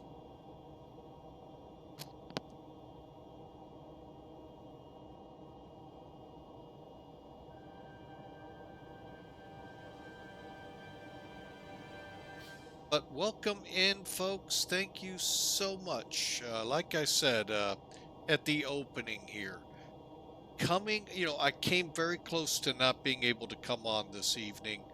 I have it's been a rough month and a few days, and I was tired.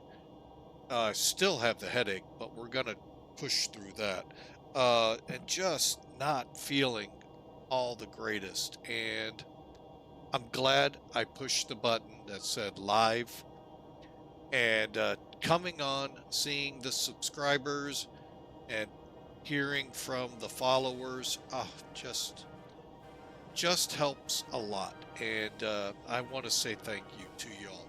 To that end, folks, coming up in July is going to be Viewer Appreciation Month. And we are, even though the times are rough here in the household here at Flying with Mike, we're still going to try to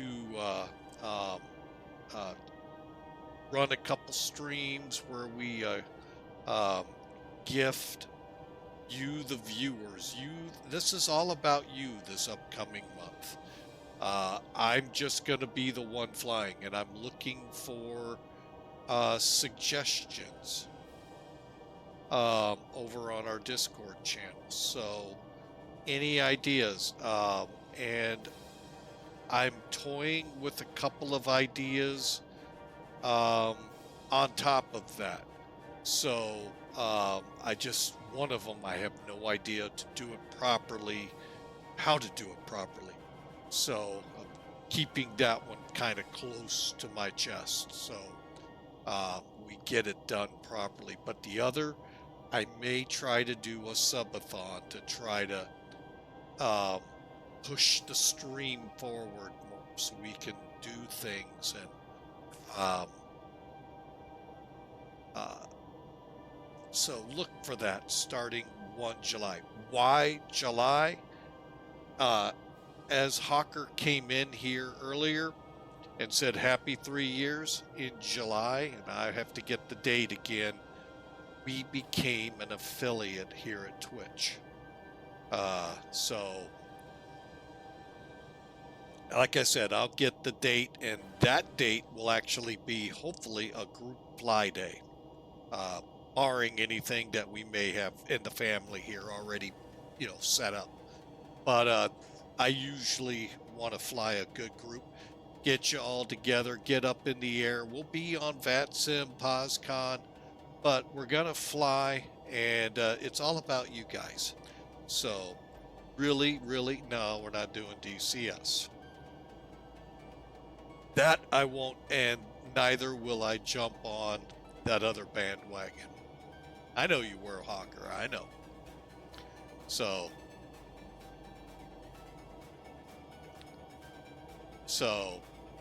we'll explore that come 1 July, but be ready to start seeing it. Next week we're gonna be a little light again on flights. My parents are coming in, so I want to make sure I'm more available for them. Coming in from Pennsylvania, I want to make sure I'm available, and I don't want to be 100% tied in here, but we will still try to get a sim in, or a stream in, as much as we can. All right, so I just want to point that out. That's what's coming, folks. So I'm looking for places to fly. I've been to a lot of airports, and just really looking forward to that. So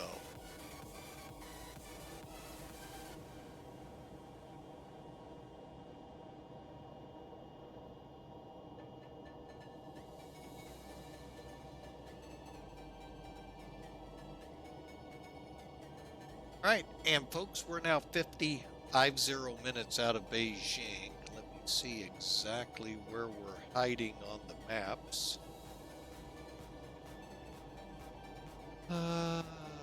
Let's see. All right, we're about the halfway point. Well, no, little under it, but top of descent. Bear with me, it takes me always a few seconds. Oh, that came up real easy, 339 miles. Hit the perf page while it's like, hang on.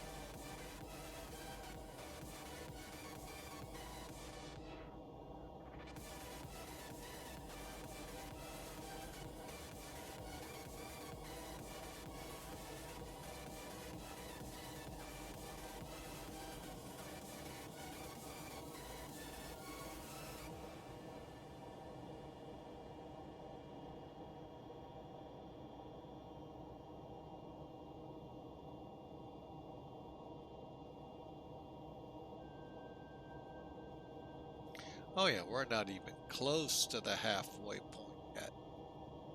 DPX right up here is kind of a little closer, but again, we are on our way with 50 minutes to go.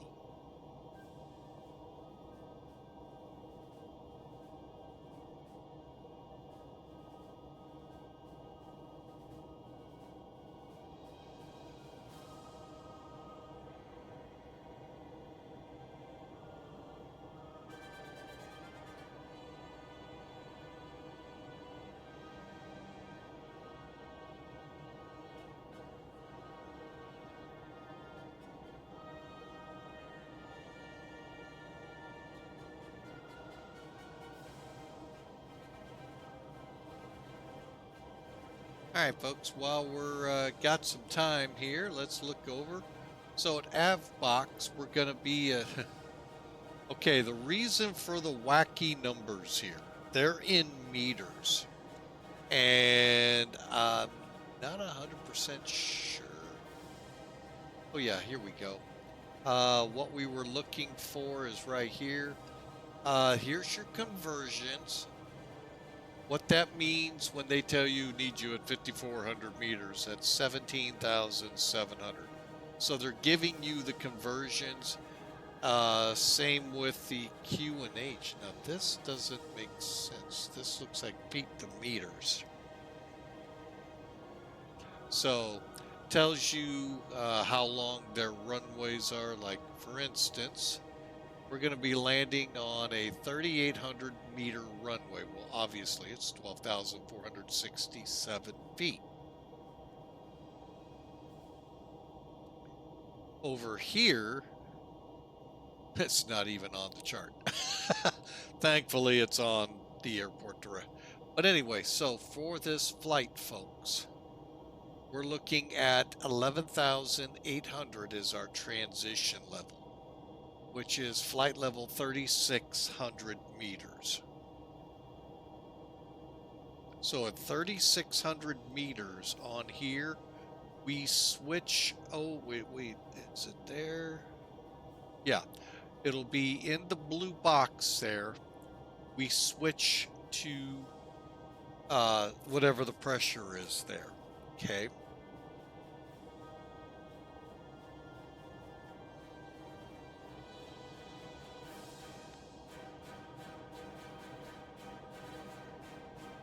And our airport is 116 feet above sea level. So 128.65's the ATIS. So let's take a look at this now. So with all of that in mind, so for AVBOX to AA 548, 17,700 feet or below. So whatever we end up here, we can stay with until at least AA 547. Then we can descend down to 13.8, 6,890 feet, 3,900, and then we start the ILS. Okay, so it's a real simple, not too hard to follow, seeing if there's anything showing speeds. Yeah, there are. Oh, one. Right at AA 521, which is the initial approach fix for the runway, 210. Okay, pretty simple approach, just complicated because they got it in meters.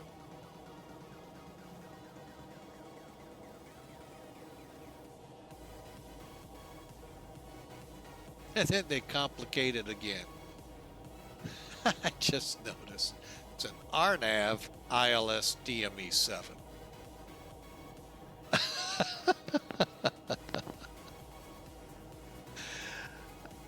You gotta love the Chinese and the Russians. Yeah, we'll just leave it right there. Let them feel good about themselves. Anyway, folks, here's all the frequencies across the top two lines. ATIS, and then you got your approaches, your tower, one frequency. Wow, for 4 runways, I think, too. 3 runways. Ground. There's what? 5 ground frequencies and 1 tower. Oh, jeez. Ooh, amazing. Hey, it works, folks. That's all that matters. It works. All right, for the ILS, 108.9. We're coming in runway 19.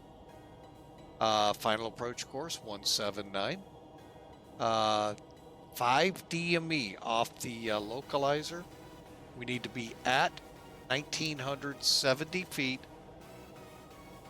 on the altimeter tape, or 1,876 radar altimeter. I'm not 100% sure where that shows up here, if it's below this or not. So our decision altitudes. You can be in baro or you can be in radar. Radar altimeter or baro. What's the difference? Baro is just that. Your barometer sets the altitude. Okay. 294 feet above sea level. Your RA or radar altimeter is above the ground. So either one works here. I'm going to just, since we're, really doesn't matter, I'm going to go ahead and set 294.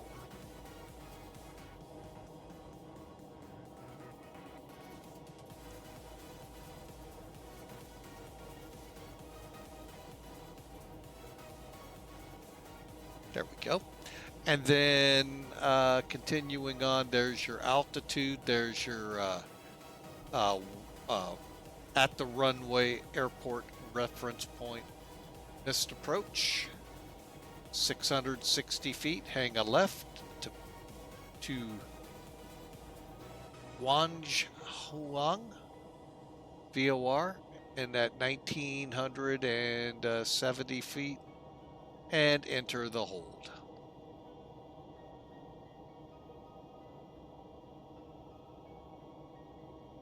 And it's a direct entry hold.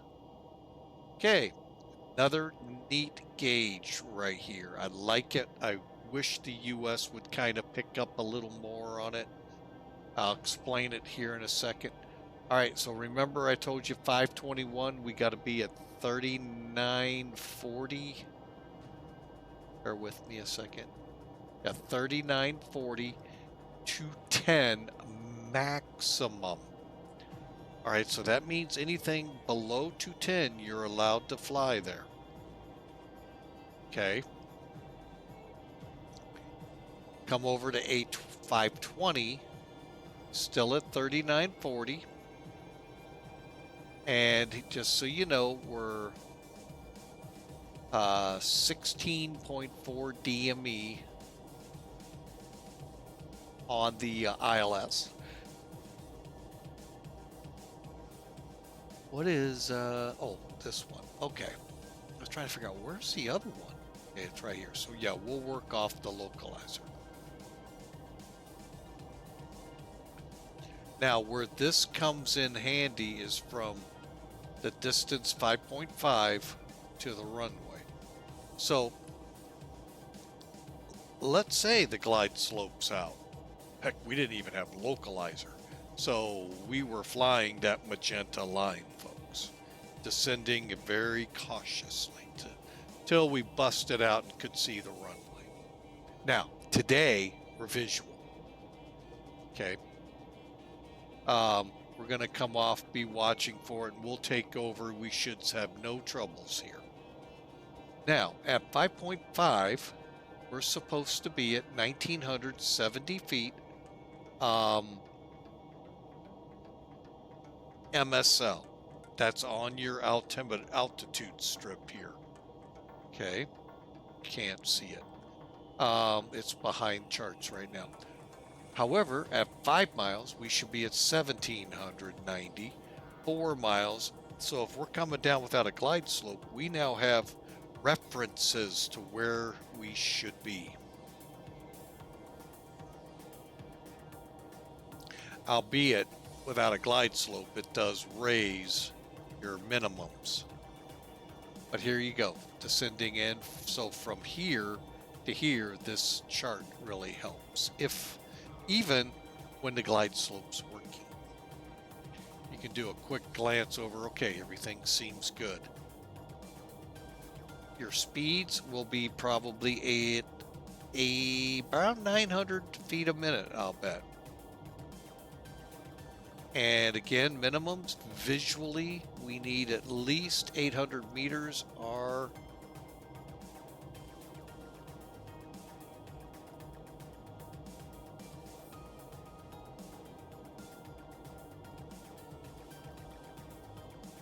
okay, so we need to visually be able to see 550 meters.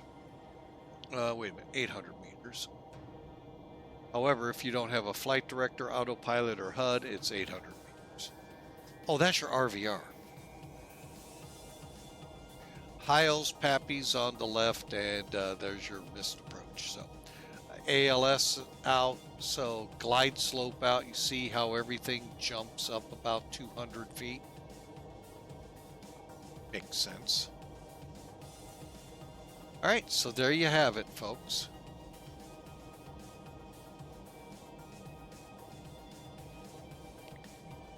That's our approach brief for the charts.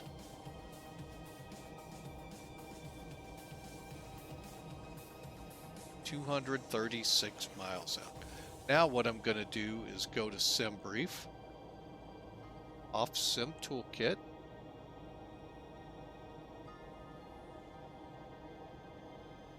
And, oh, error, Will Robinson, error.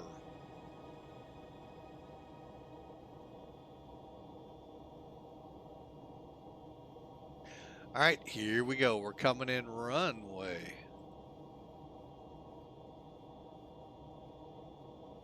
Don't know what's going on here. Oh, it didn't automatically do that. That's weird. All right, so we're coming in 19. Here's the length in feet. And you can switch it if you want. We're just going to come in standard. So here's your airport conditions: landing, length, LDAs, elevations, winds, crosswinds, so forth. Condition now wet, so I'm kind of glad I'm staying the way we are. They're going 50, so back that down a little. So let me do that again. Here's our weights, adding 5 knots. Brakes max.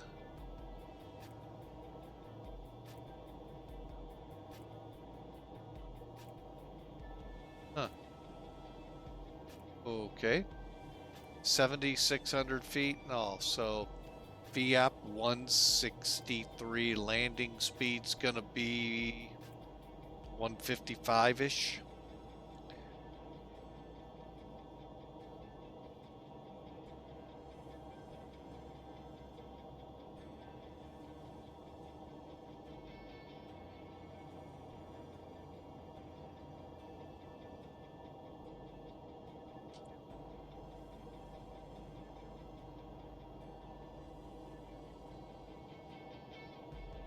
Okay. So there you have it, folks. That's how all of these tools work together.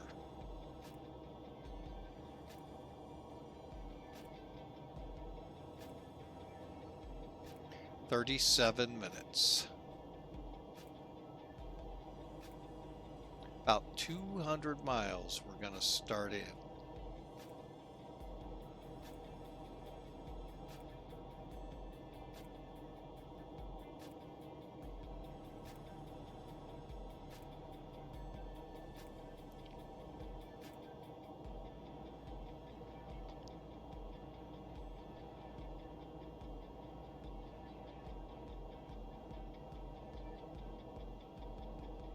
So again, I hope y'all have had a great Thursday, and just realized tomorrow's Friday, folks. The weekend is upon us. Hope y'all have a great one planned. Tomorrow we are going to be definitely flying out of Seattle for San Francisco with the Queen of the Skies, 747-200. Clipping it. So hope you all enjoy. And tonight we're hoping to get in here. I think we're going to keep this as just a single flight and try and get some sleep. Oh, excuse me. And tomorrow we'll get you a better start time. Not sure about the time I have in there yet, but there's a lot going on with my wife that I got to make sure that I plan for. Her work is getting a little crazy, so with us sharing the office, I need to be very respectful of the work she's doing, so we have a paycheck coming in the house.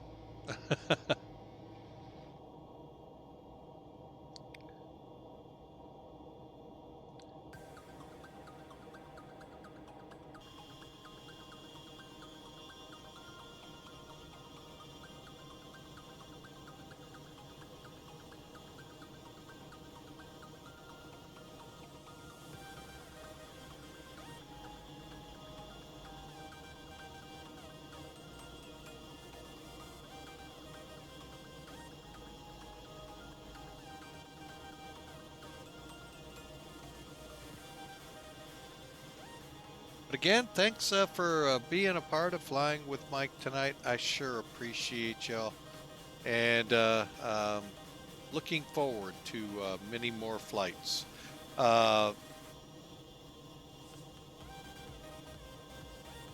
Hopefully I can get the flight I'm wanting to do tomorrow in. Hey, Hawker, thanks for the 100 biddies. We sure appreciate it. 125 just cheered 100 Thank you, bits. Rude. sir. Woohoo.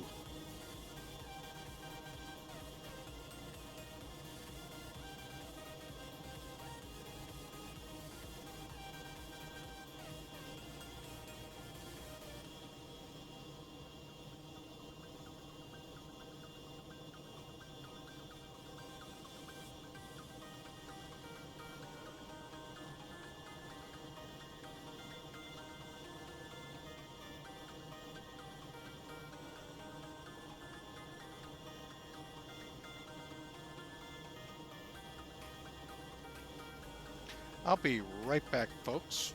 One moment.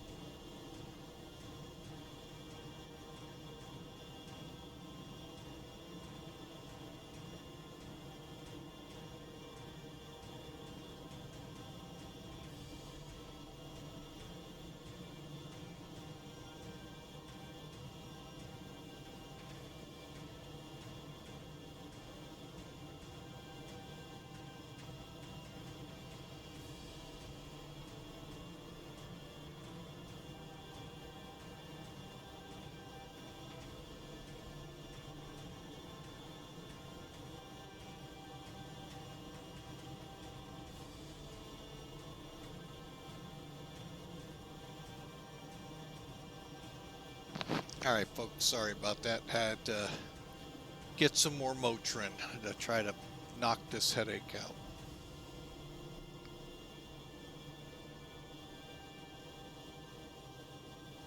Spaceman, welcome in. Hope you're having a great day.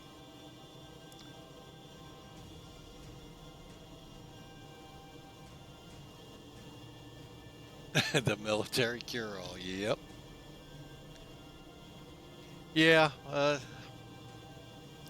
Just not been feeling the greatest all day, but thought I needed to get this flight in, so appreciate.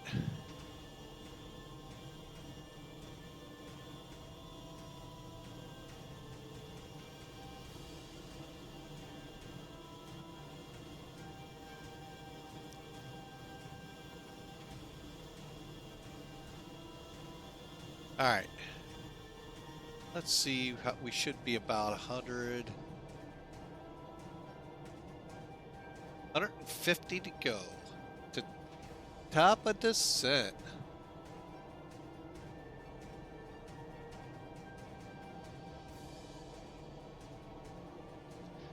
And those of you who are smart and capable, I am in need. Oh, let's see. Hang on. Let me make sure. Wrong screen. Of course. My story of my life. That should be right. Short and eat. I can put another emoji up or emote and a couple of animated ones.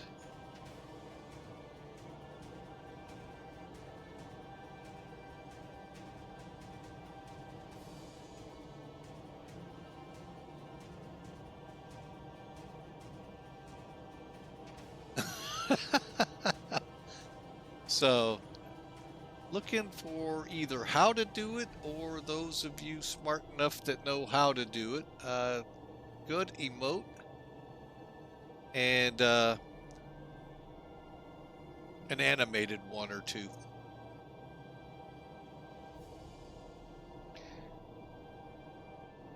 Ah.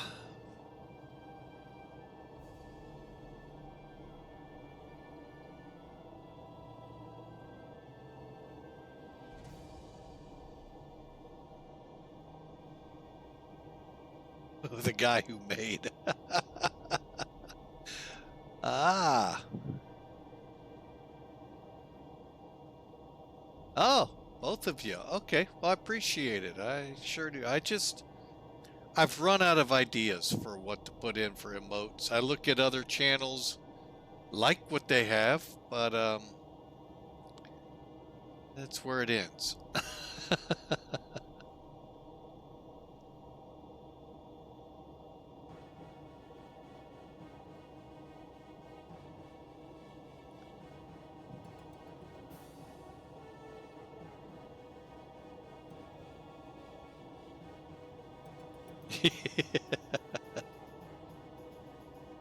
Yeah, I need the pizza emotes. Yeah. Yeah, it's got to be 3 sizes and all of that. It's just, which great with pizza, man. You know, the multiple size pizzas are great.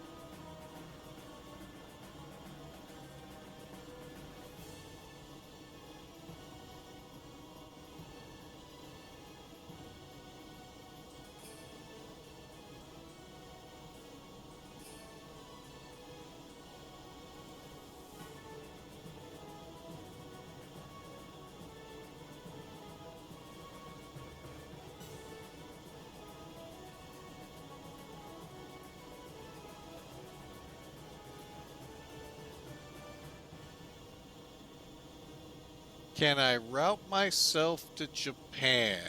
Well, I can always route myself to Japan. Sure, what do you need? Just got to get down to San Francisco, then Japan shouldn't be that hard.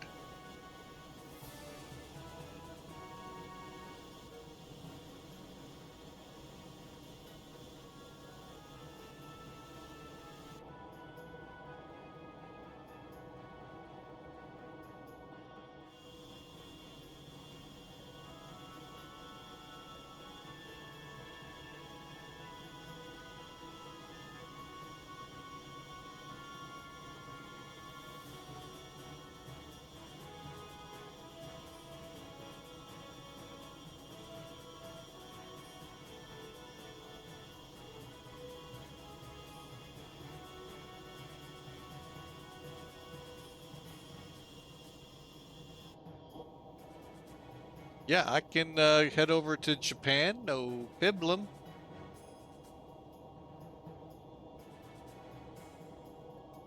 You need routes built up over there? What's up?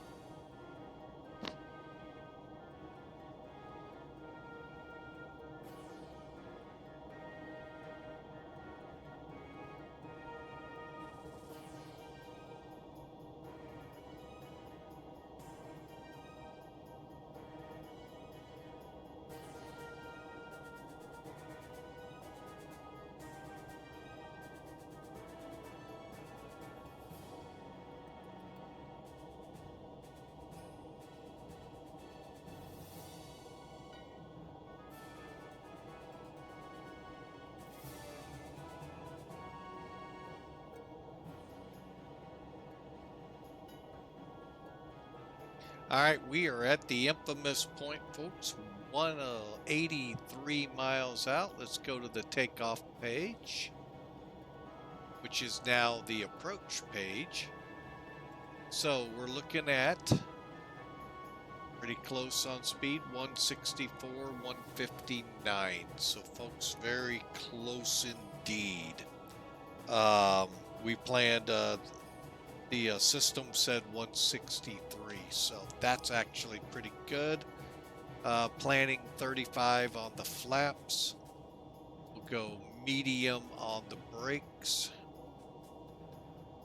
And windshield and anti-ice as needed. Descent limits will be set. Announcement for prepare for land or for descent.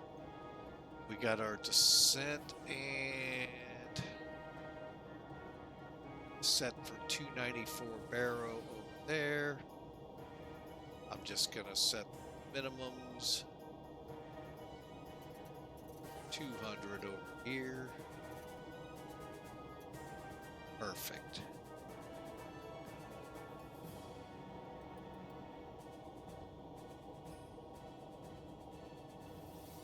Let's see where we are.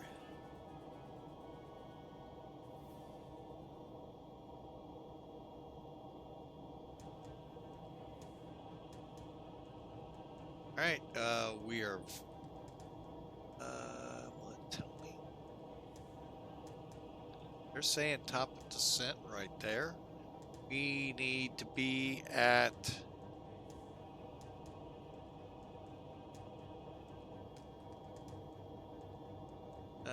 17,700. Let's call it 1734. I believe that's 17.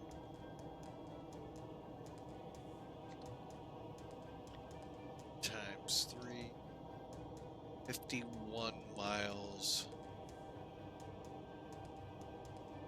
So approximately 70 out.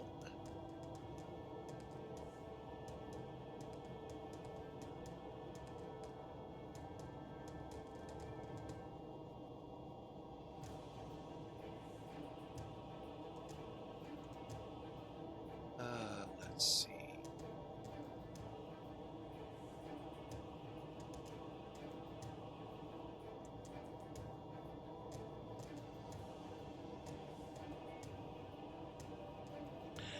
All right, we're very close to top of descent. Yeah, we won't. Folks, if we tried it from there, we'd never make it. So,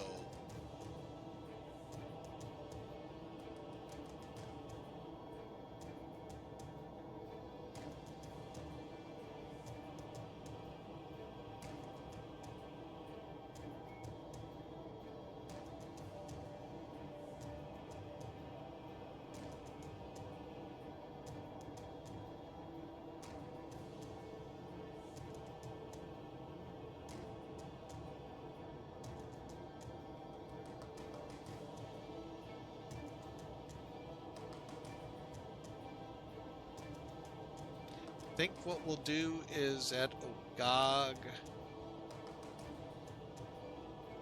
we'll start in. So right in here. So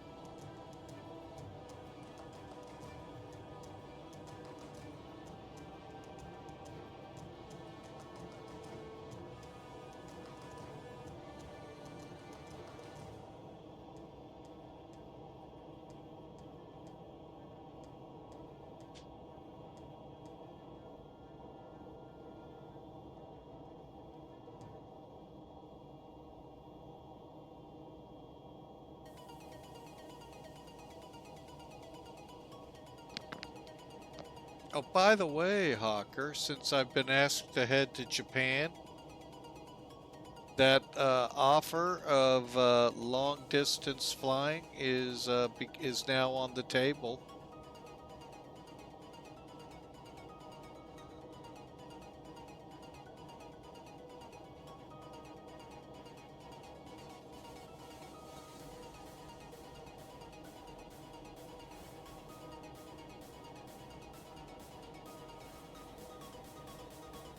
More details to come, but we're not, well, we may end up in Singapore, we'll see. But it definitely will be to Japan. That would be Tokyo, I think. Might be able to hit Osaka, not certain.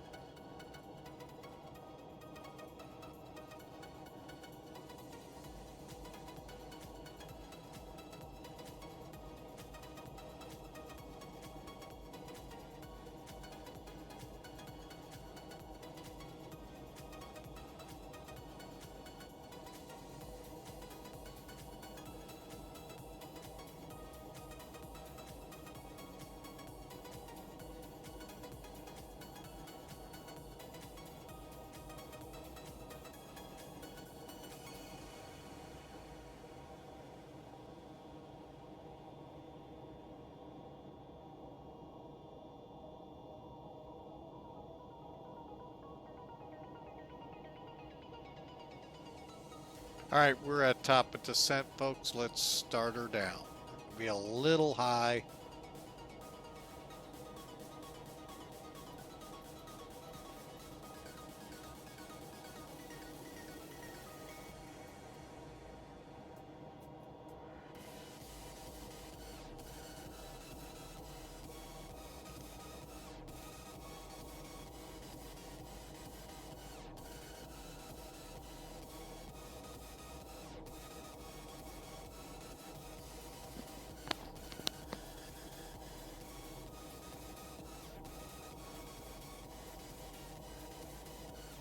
Actually, this will be a little high, but MACAIR 1997 or MAT 1997 Air.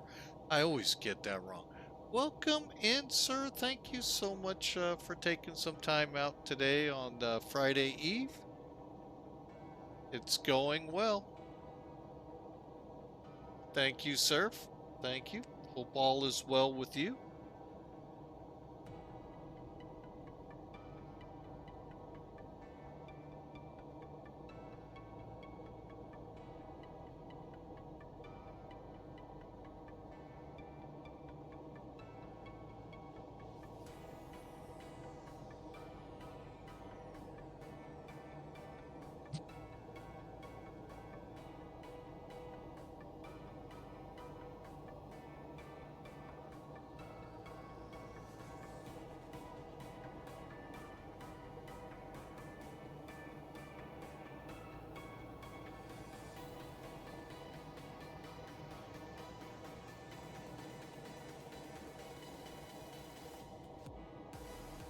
All right, so we are inbound, folks.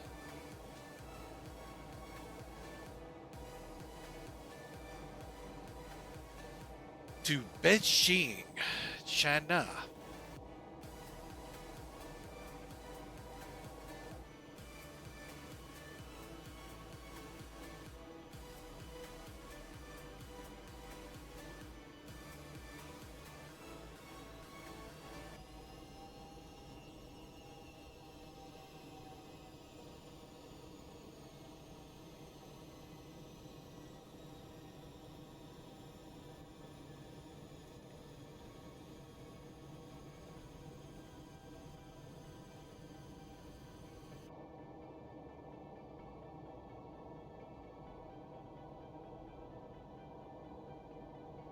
All right, folks, so we need to be at 16,700 by these two fixes.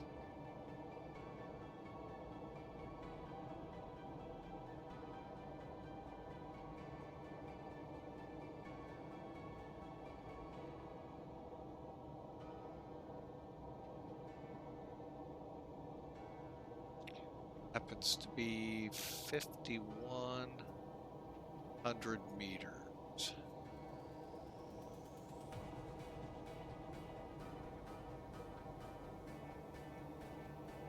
Fingers crossed. Now, I do have the weather set here for few clouds VFR only because when I flew into Shanghai a few weeks ago, we had 0 ILS frequencies. Don't know who to chalk that up to, but we were in extreme weather, and thankfully we could fly the Magenta using that descent chart to get us down to the runway. Is that legal? At 1997 could tell us no.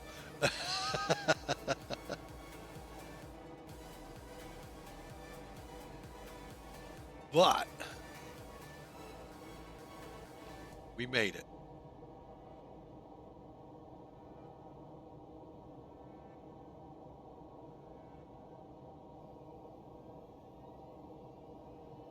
And while I got a couple more minutes to go here, folks, a message just came out reminding you about July, starting July 1. Hey, folks, that's only 10 days away. We're going to be in July as a viewer appreciation months. And that is when it exactly what it says. You are what it's all about. Followers, those that just pop in, pop out, subscribers, all of you, my VIPs, subscribers, moderators, you guys are what made Flying with Mike an affiliate 3 years ago as of July. And that's what July is all about. So head over to our Discord channel. The invite's there. Let me know places you'd like us to visit. Hey, throw an airplane on it too. We'll see what we can do. We'll also have some giveaways throughout the month. Hopefully, some pretty good stuff. We'll do the best we can in the times we're in. So thank you so much, though, for your support, your being there. It's like I said, it's all about you guys. I just get the honor and privilege to sit here behind the controls, try to make it all happen. Ooh, we've had some fun ones.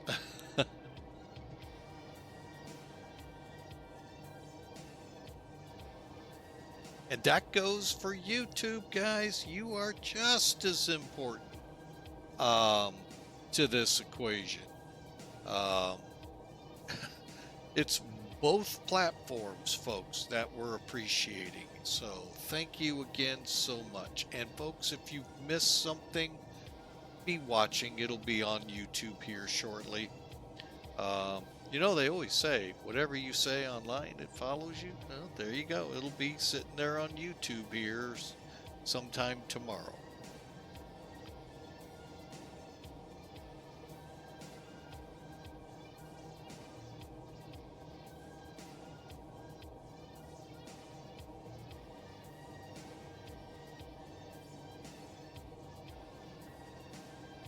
All right, we're just under 17,000, or just about to 17,700. And we'll continue our descent. I'm more than likely sure of it.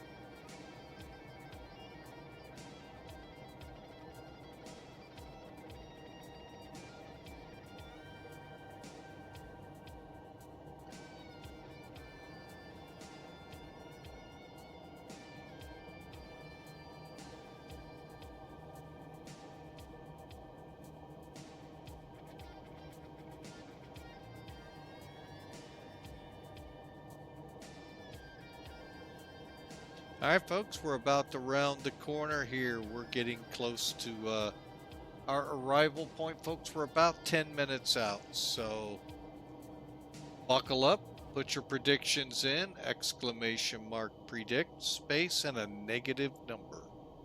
And we'll see who gets the closest to you. I already got mine in there.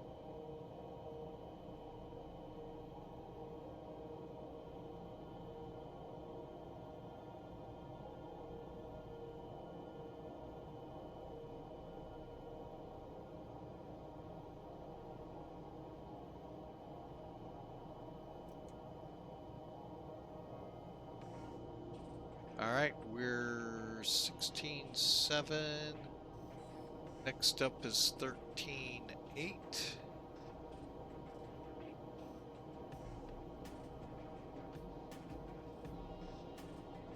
(4,200 meters).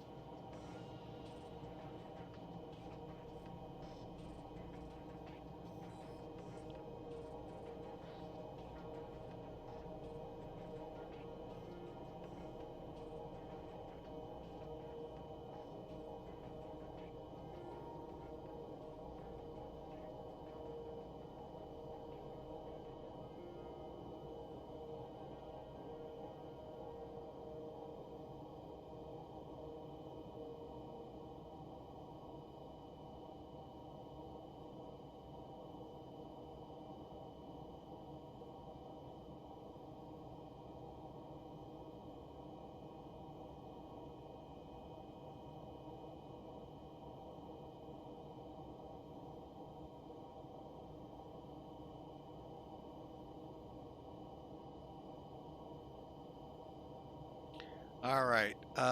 We just crossed, so start down.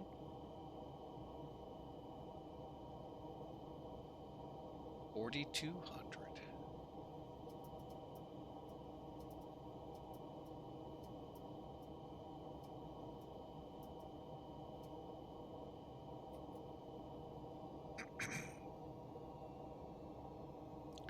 And again, hope y'all are enjoying.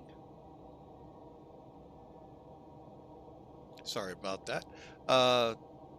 It's my pleasure, like I said, to be able to fly these flights.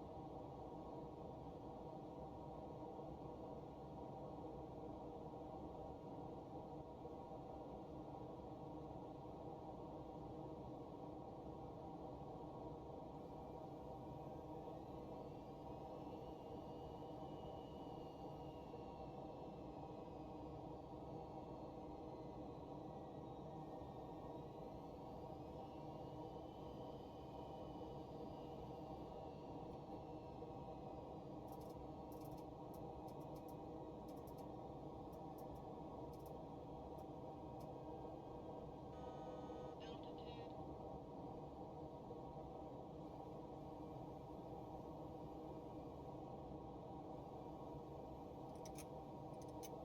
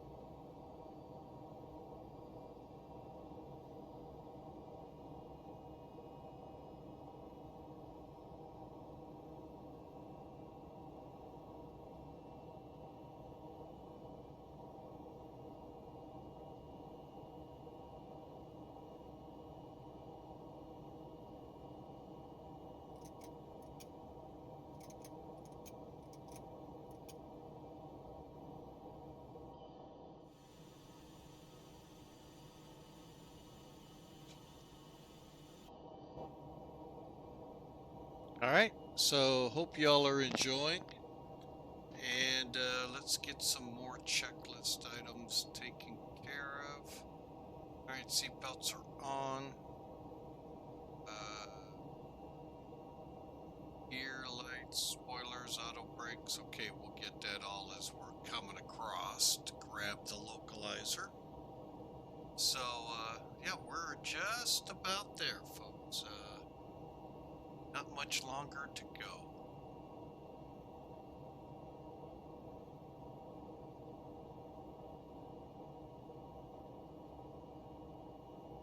Next setting will be 2100.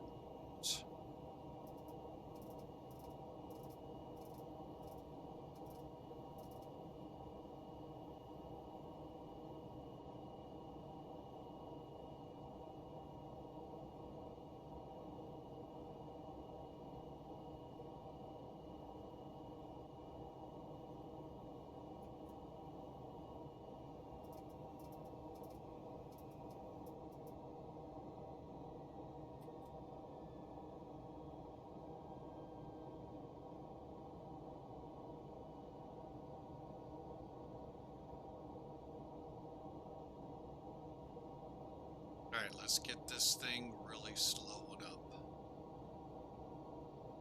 So, but again, folks, we're headed into Beijing. Trying to see, there's a few airports I've flown into on the flight simming in and around this area. It used to be part of a bigger VA that incorporated any of the Star Alliance, to include Cathay, Lufthansa, and a few others, and Singapore, come to think of it. And I flew into a lot of the cargo here for.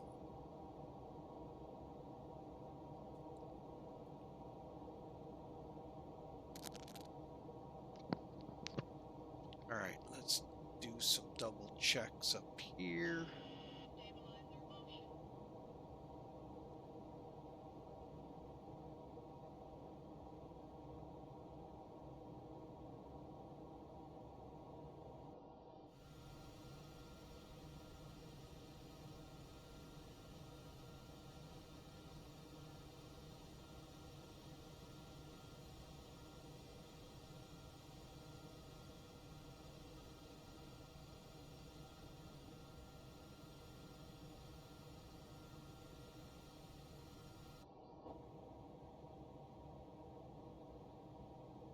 Okay, speed brakes are in.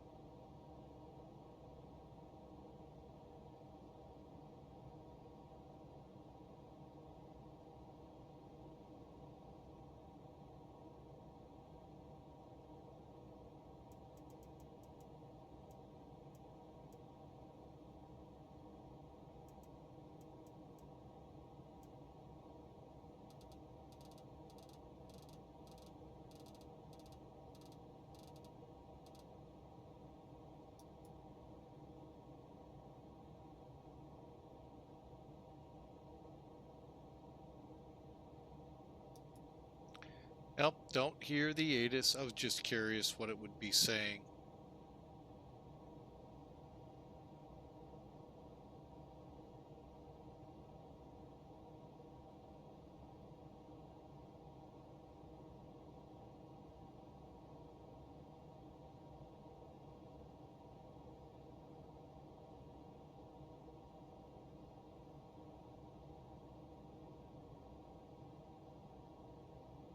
Wonder if that's because it's showing sky conditions. Oh, I know what I want to look at.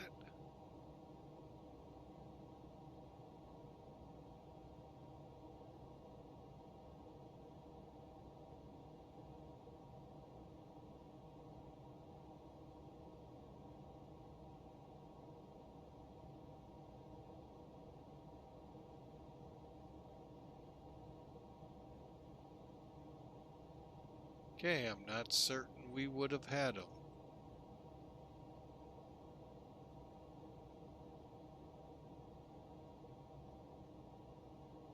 Okay, we're coming down to 21 or 27.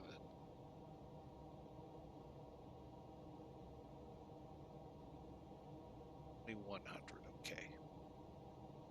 Go to the RadNav page.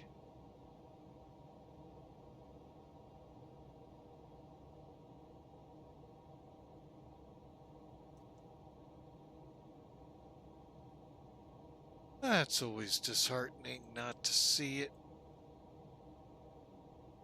just yet. Oh, 8.9.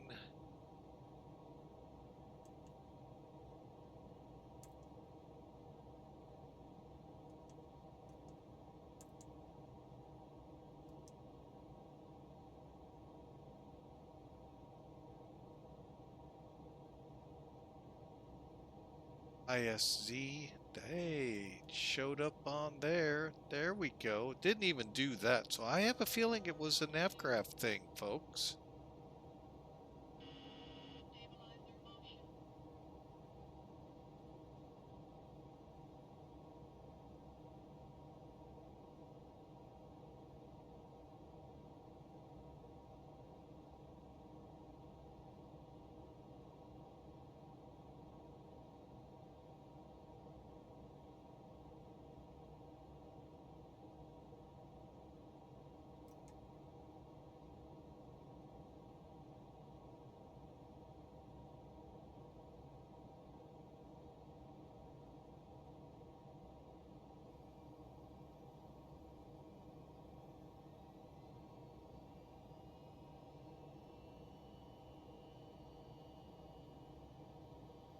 Alright, we've leveled at 2100. Alright, to the approach. Okay. Seatbelts, hydraulic panels, exterior lights.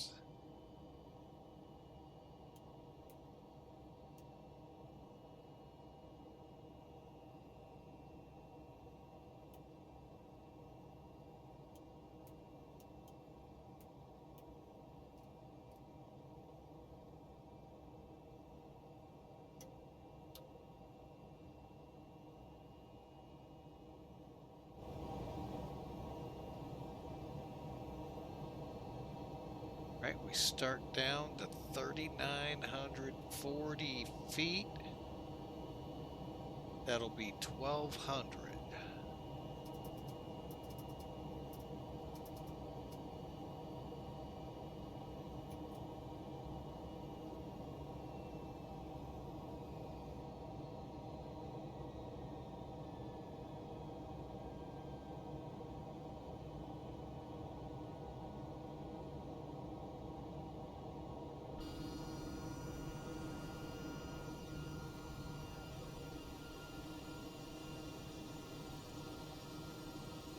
Okay, there's the airport, folks.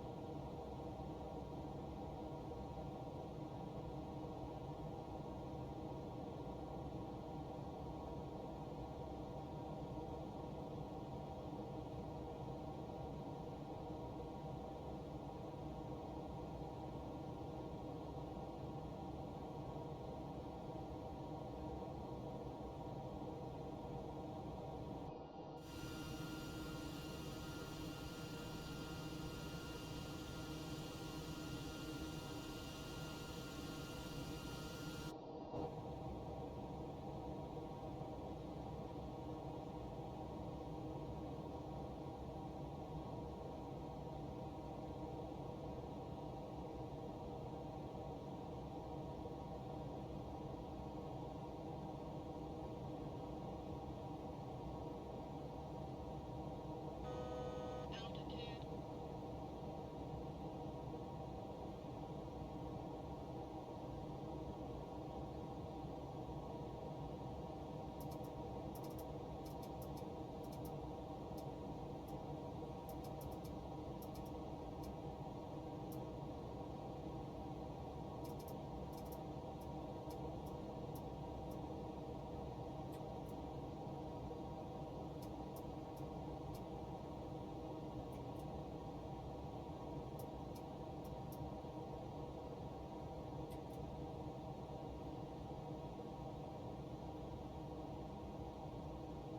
I don't know why that kept bouncing up like that.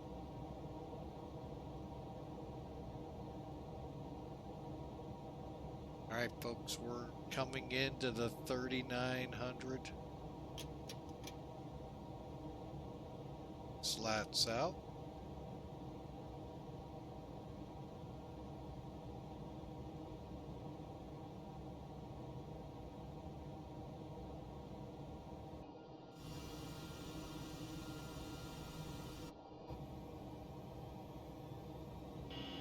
Stabilizer motion.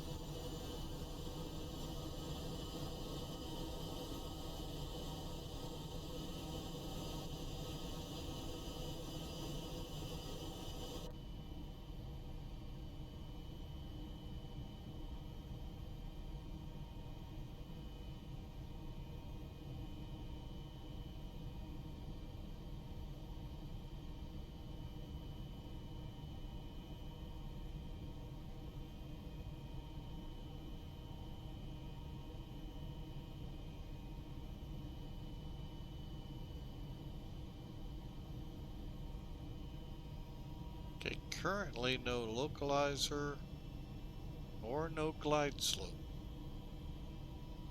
See what happens as we get the aircraft more pointed their way. Okay.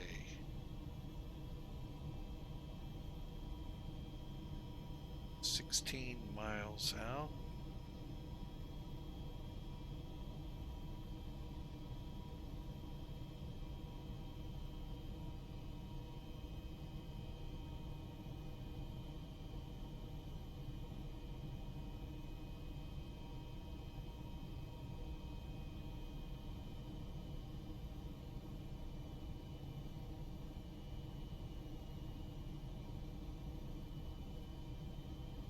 Localizer, glide slope.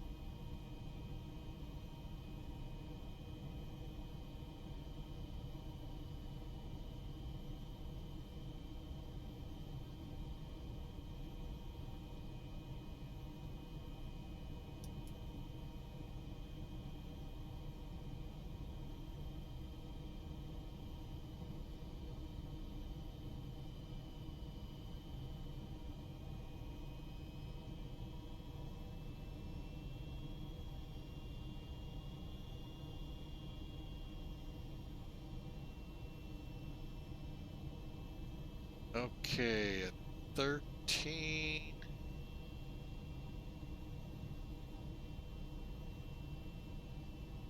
Alright, got the runways in sight. Let's get in a little closer. It's a bit hazy.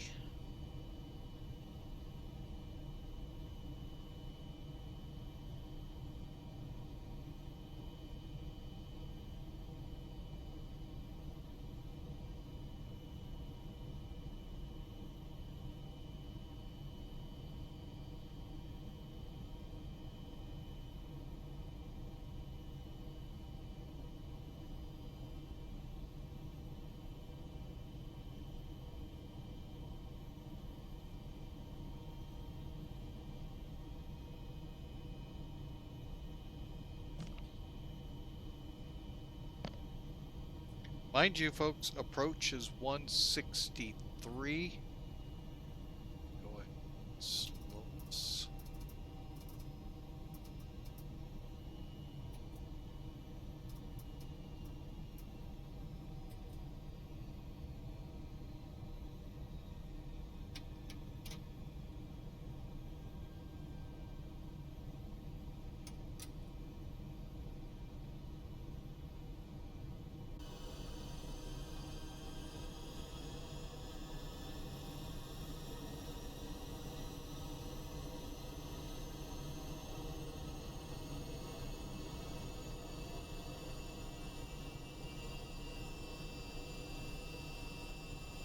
Stabilizer motion.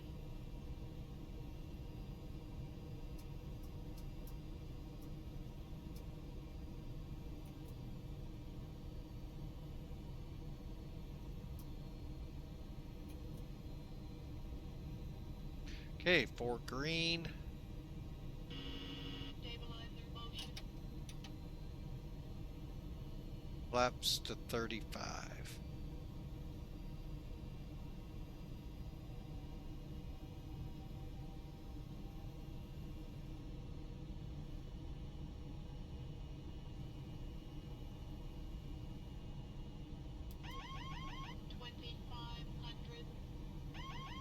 Autopilot.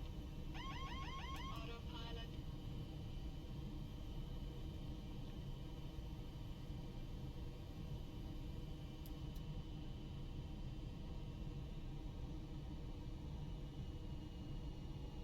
Alright, folks, I have it.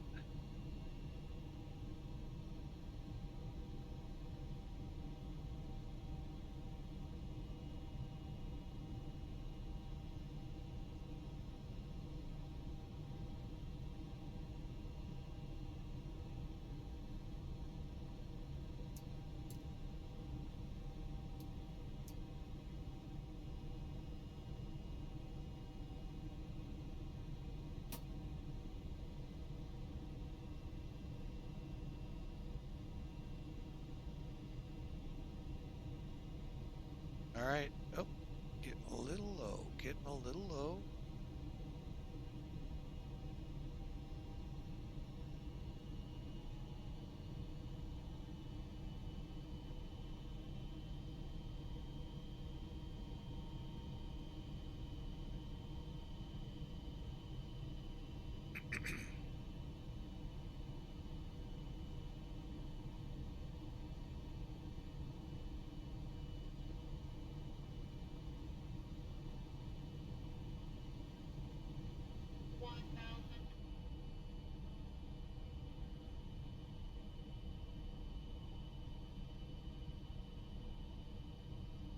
Okay, flaps, gears down, fuel's fine.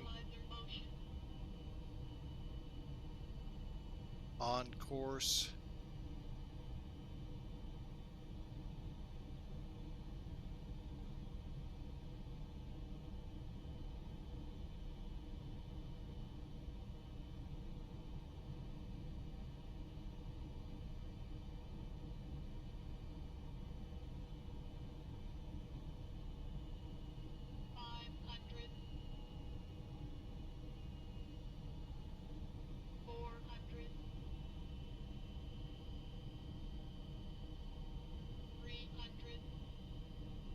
Approaching minimum. 200. Minimum. 100. 50. Glide slope. 20. 10.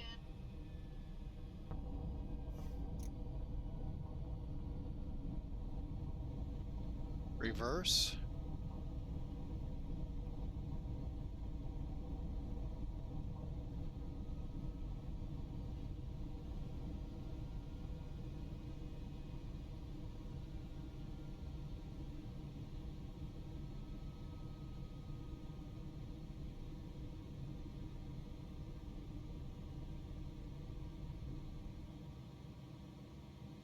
All right, folks, that felt like a really good landing. Those are usually the ones that are in the 10,000. No, just kidding.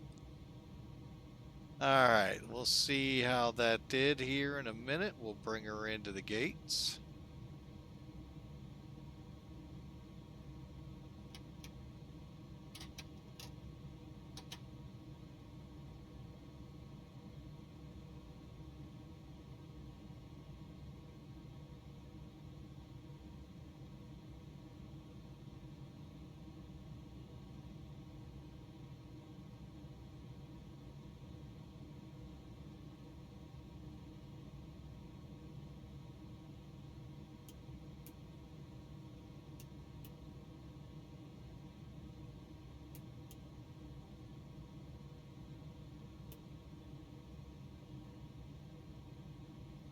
All right, just get that APU up and going.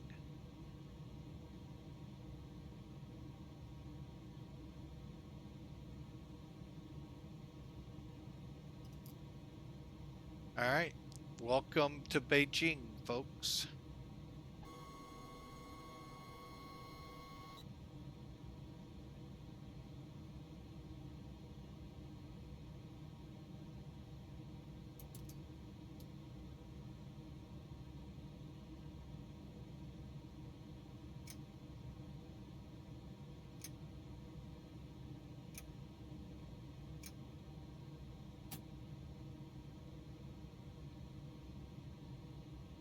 All right, let's just find somewhere to park this beastie, shall we?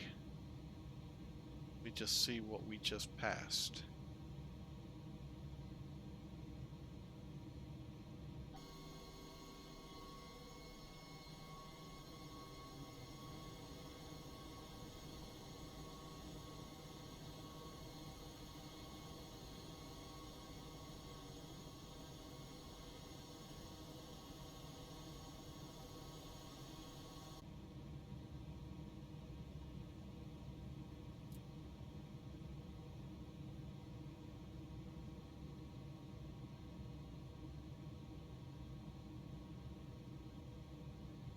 I really wish I knew where the cargo ramp was. tells me it's right here, but we're on the wrong side.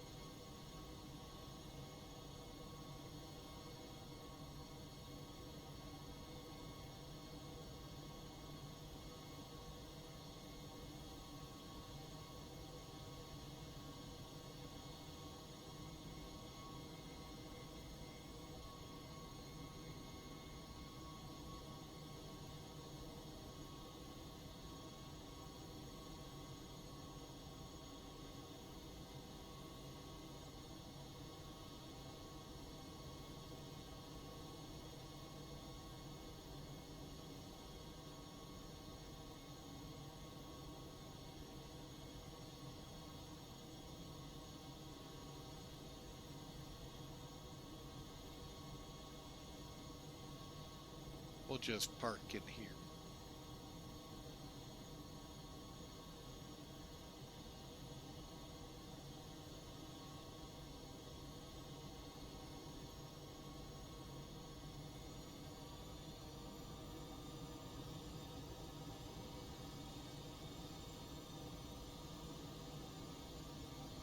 So, I hope y'all enjoyed.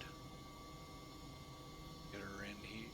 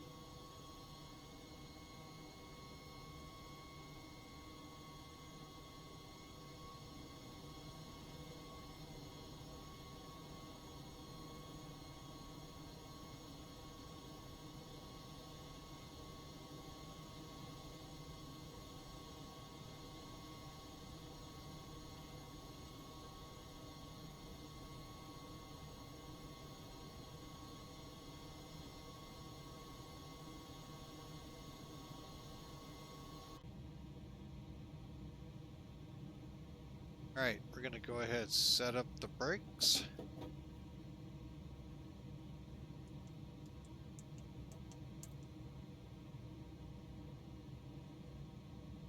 Through chins here.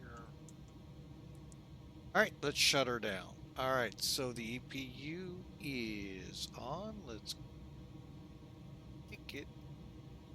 Go.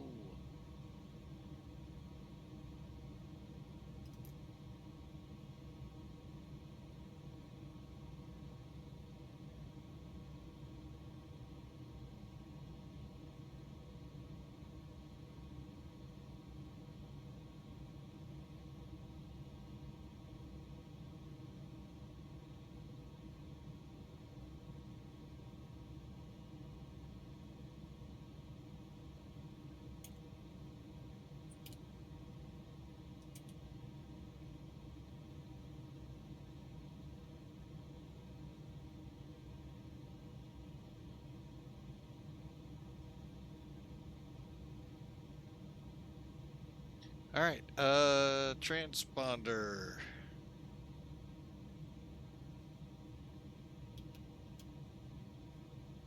Standing by. Exterior lights. I don't even know. Did I turn? Oh, I still got my taxi lights on. Beacons off.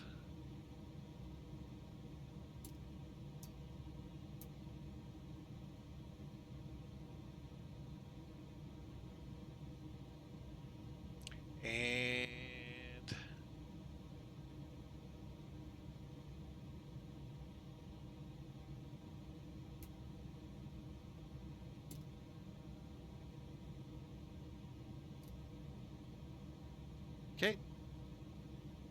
We're good to go. Let's get the door open for the cockpit after the stairs are there.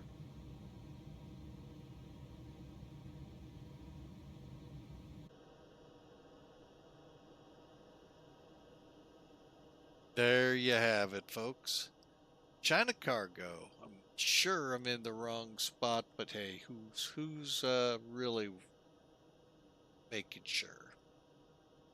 And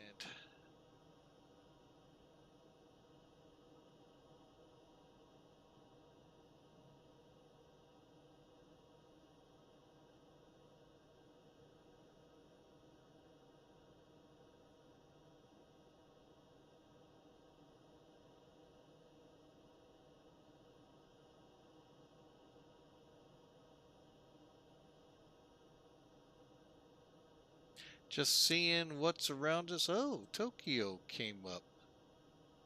No. Oh, that's Pacific. Never mind. That's Oakland. Man, we got a Nat. Wow. Shanwick Gander Center is open. Wow. Really taking a look at the overseas action.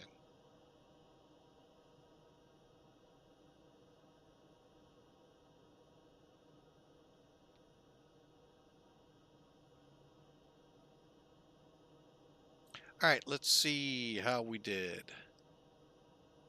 Well, I'm happy with MACAIR at 106 feet a minute.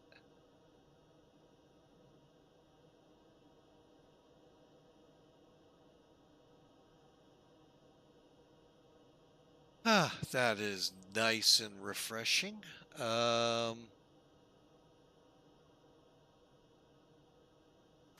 hey, copy.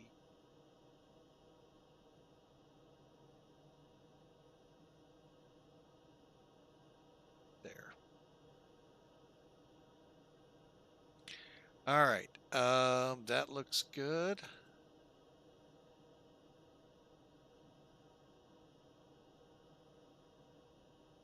Let's bring in Sim Toolkit and finish this up.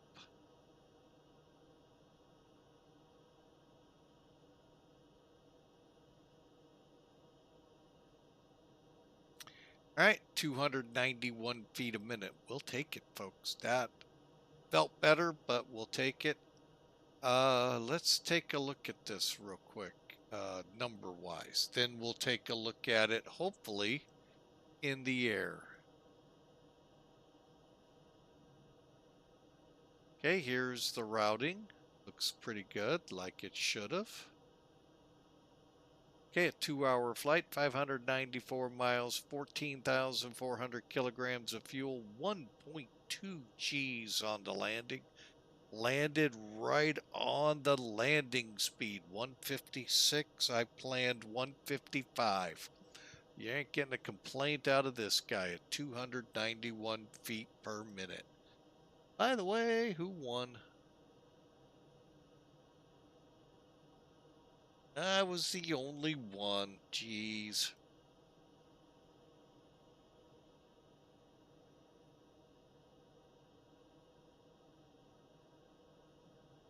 All right, we landed 2,500 feet down the runway, 7 feet from the center line. Folks, that was a really good landing. The numbers show it. Now let's see if we can show it.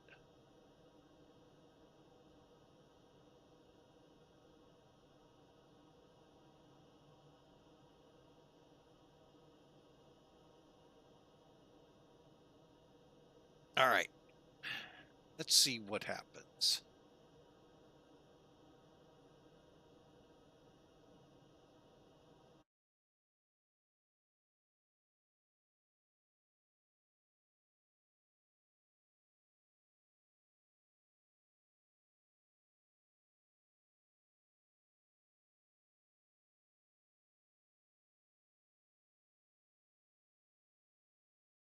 Well, we'll try it. I may have to park us.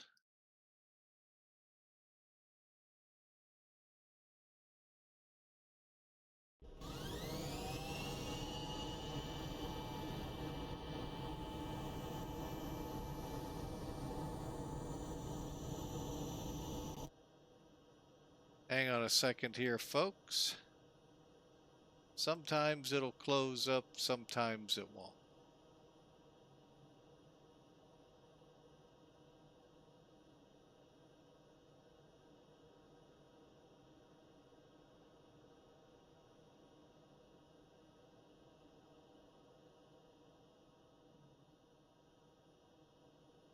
Okay, let's try it again.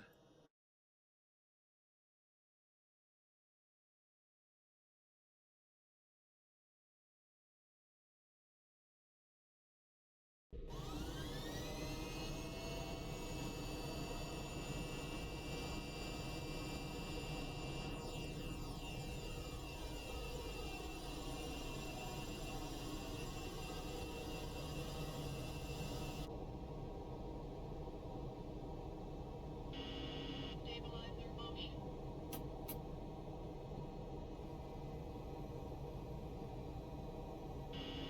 Stabilizer motion.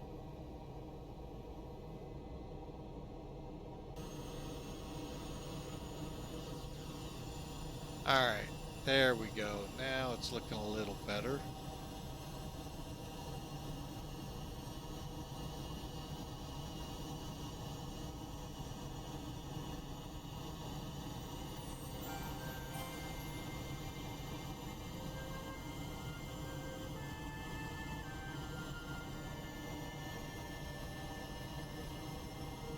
By the way, folks, that's a pretty stable approach.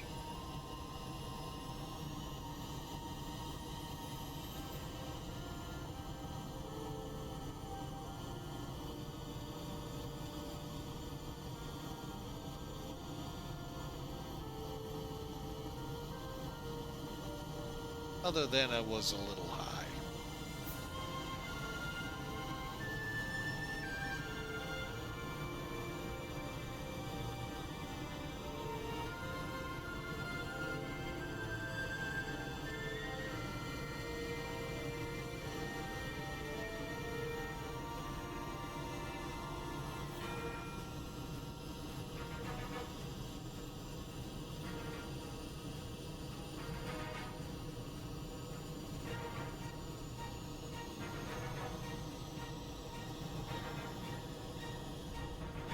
Oh my. Wow.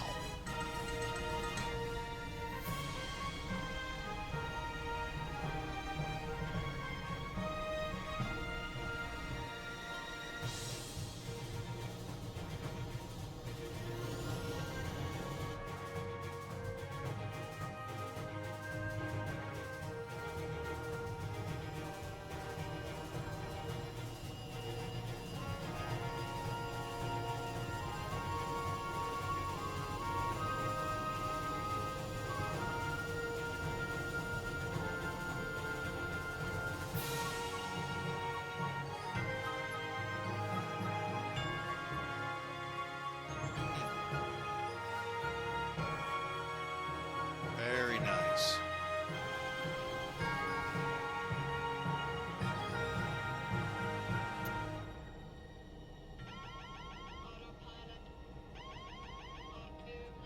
R200.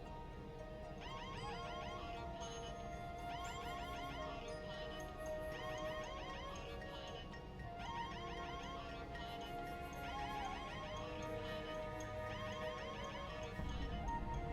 And beautiful landing.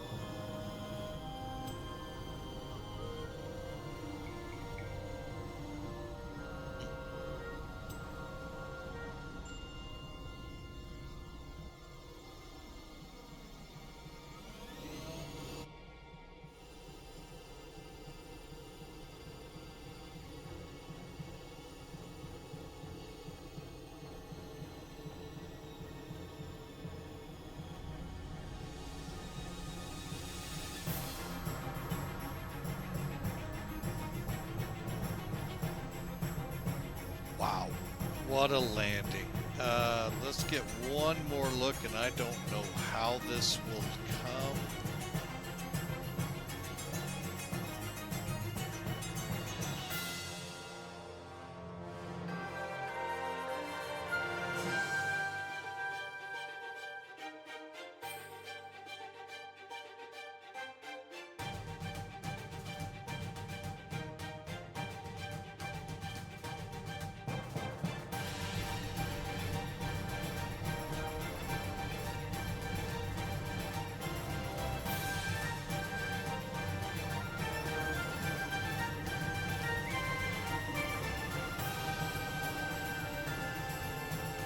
Well, folks, that was an absolutely great time flying.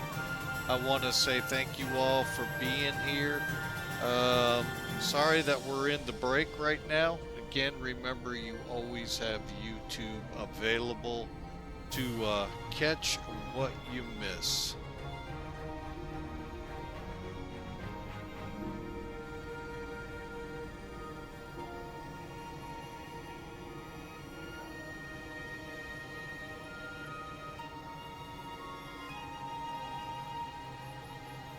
All right, folks, we're going to begin wrapping this up. We'll get an extra time here because we do have a lot of people who are off in the land of commercial. Folks, the easiest way around no commercials, it's not easy, but if you subscribe, that is one of the perks Twitch gives you. Thank you, folks, for being a part. July, again, as the message says, is Viewer Appreciation Month. Thank you so much for all that you all do.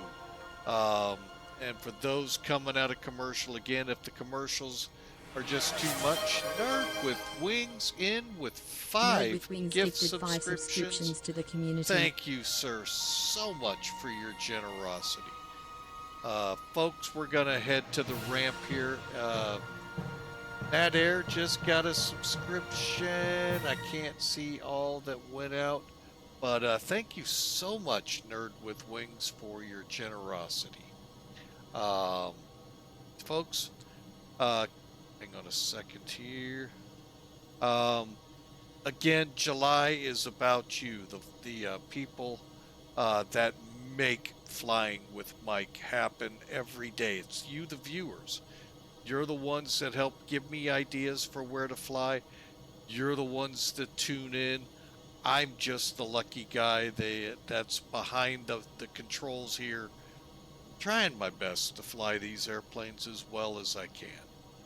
So again, thank you so much. Tomorrow we are flying Seattle to San Francisco. Right now I'm going to leave it at that. I don't know what other possibilities could erupt out of that. So look forward to seeing you tomorrow, hopefully at our normal 11 o'clock Central Time. May have to push it. We'll see how my wife's work's going. It's pretty rough right now with what they've got to do there. So that's where some of the give and take goes here. So again, thank you so much for being out here. Who knows? We may fly some more flights here in the future in the later hours for more of the North America to see. So for now, y'all be great, be kind. Thank you again, Hawker, for the subscription. Nerd with Wings with the 5 gift subs, and Hawker coming in with 100 biddies. Y'all have a great night, and God bless you all. And we'll be back again tomorrow, hopefully in the 747.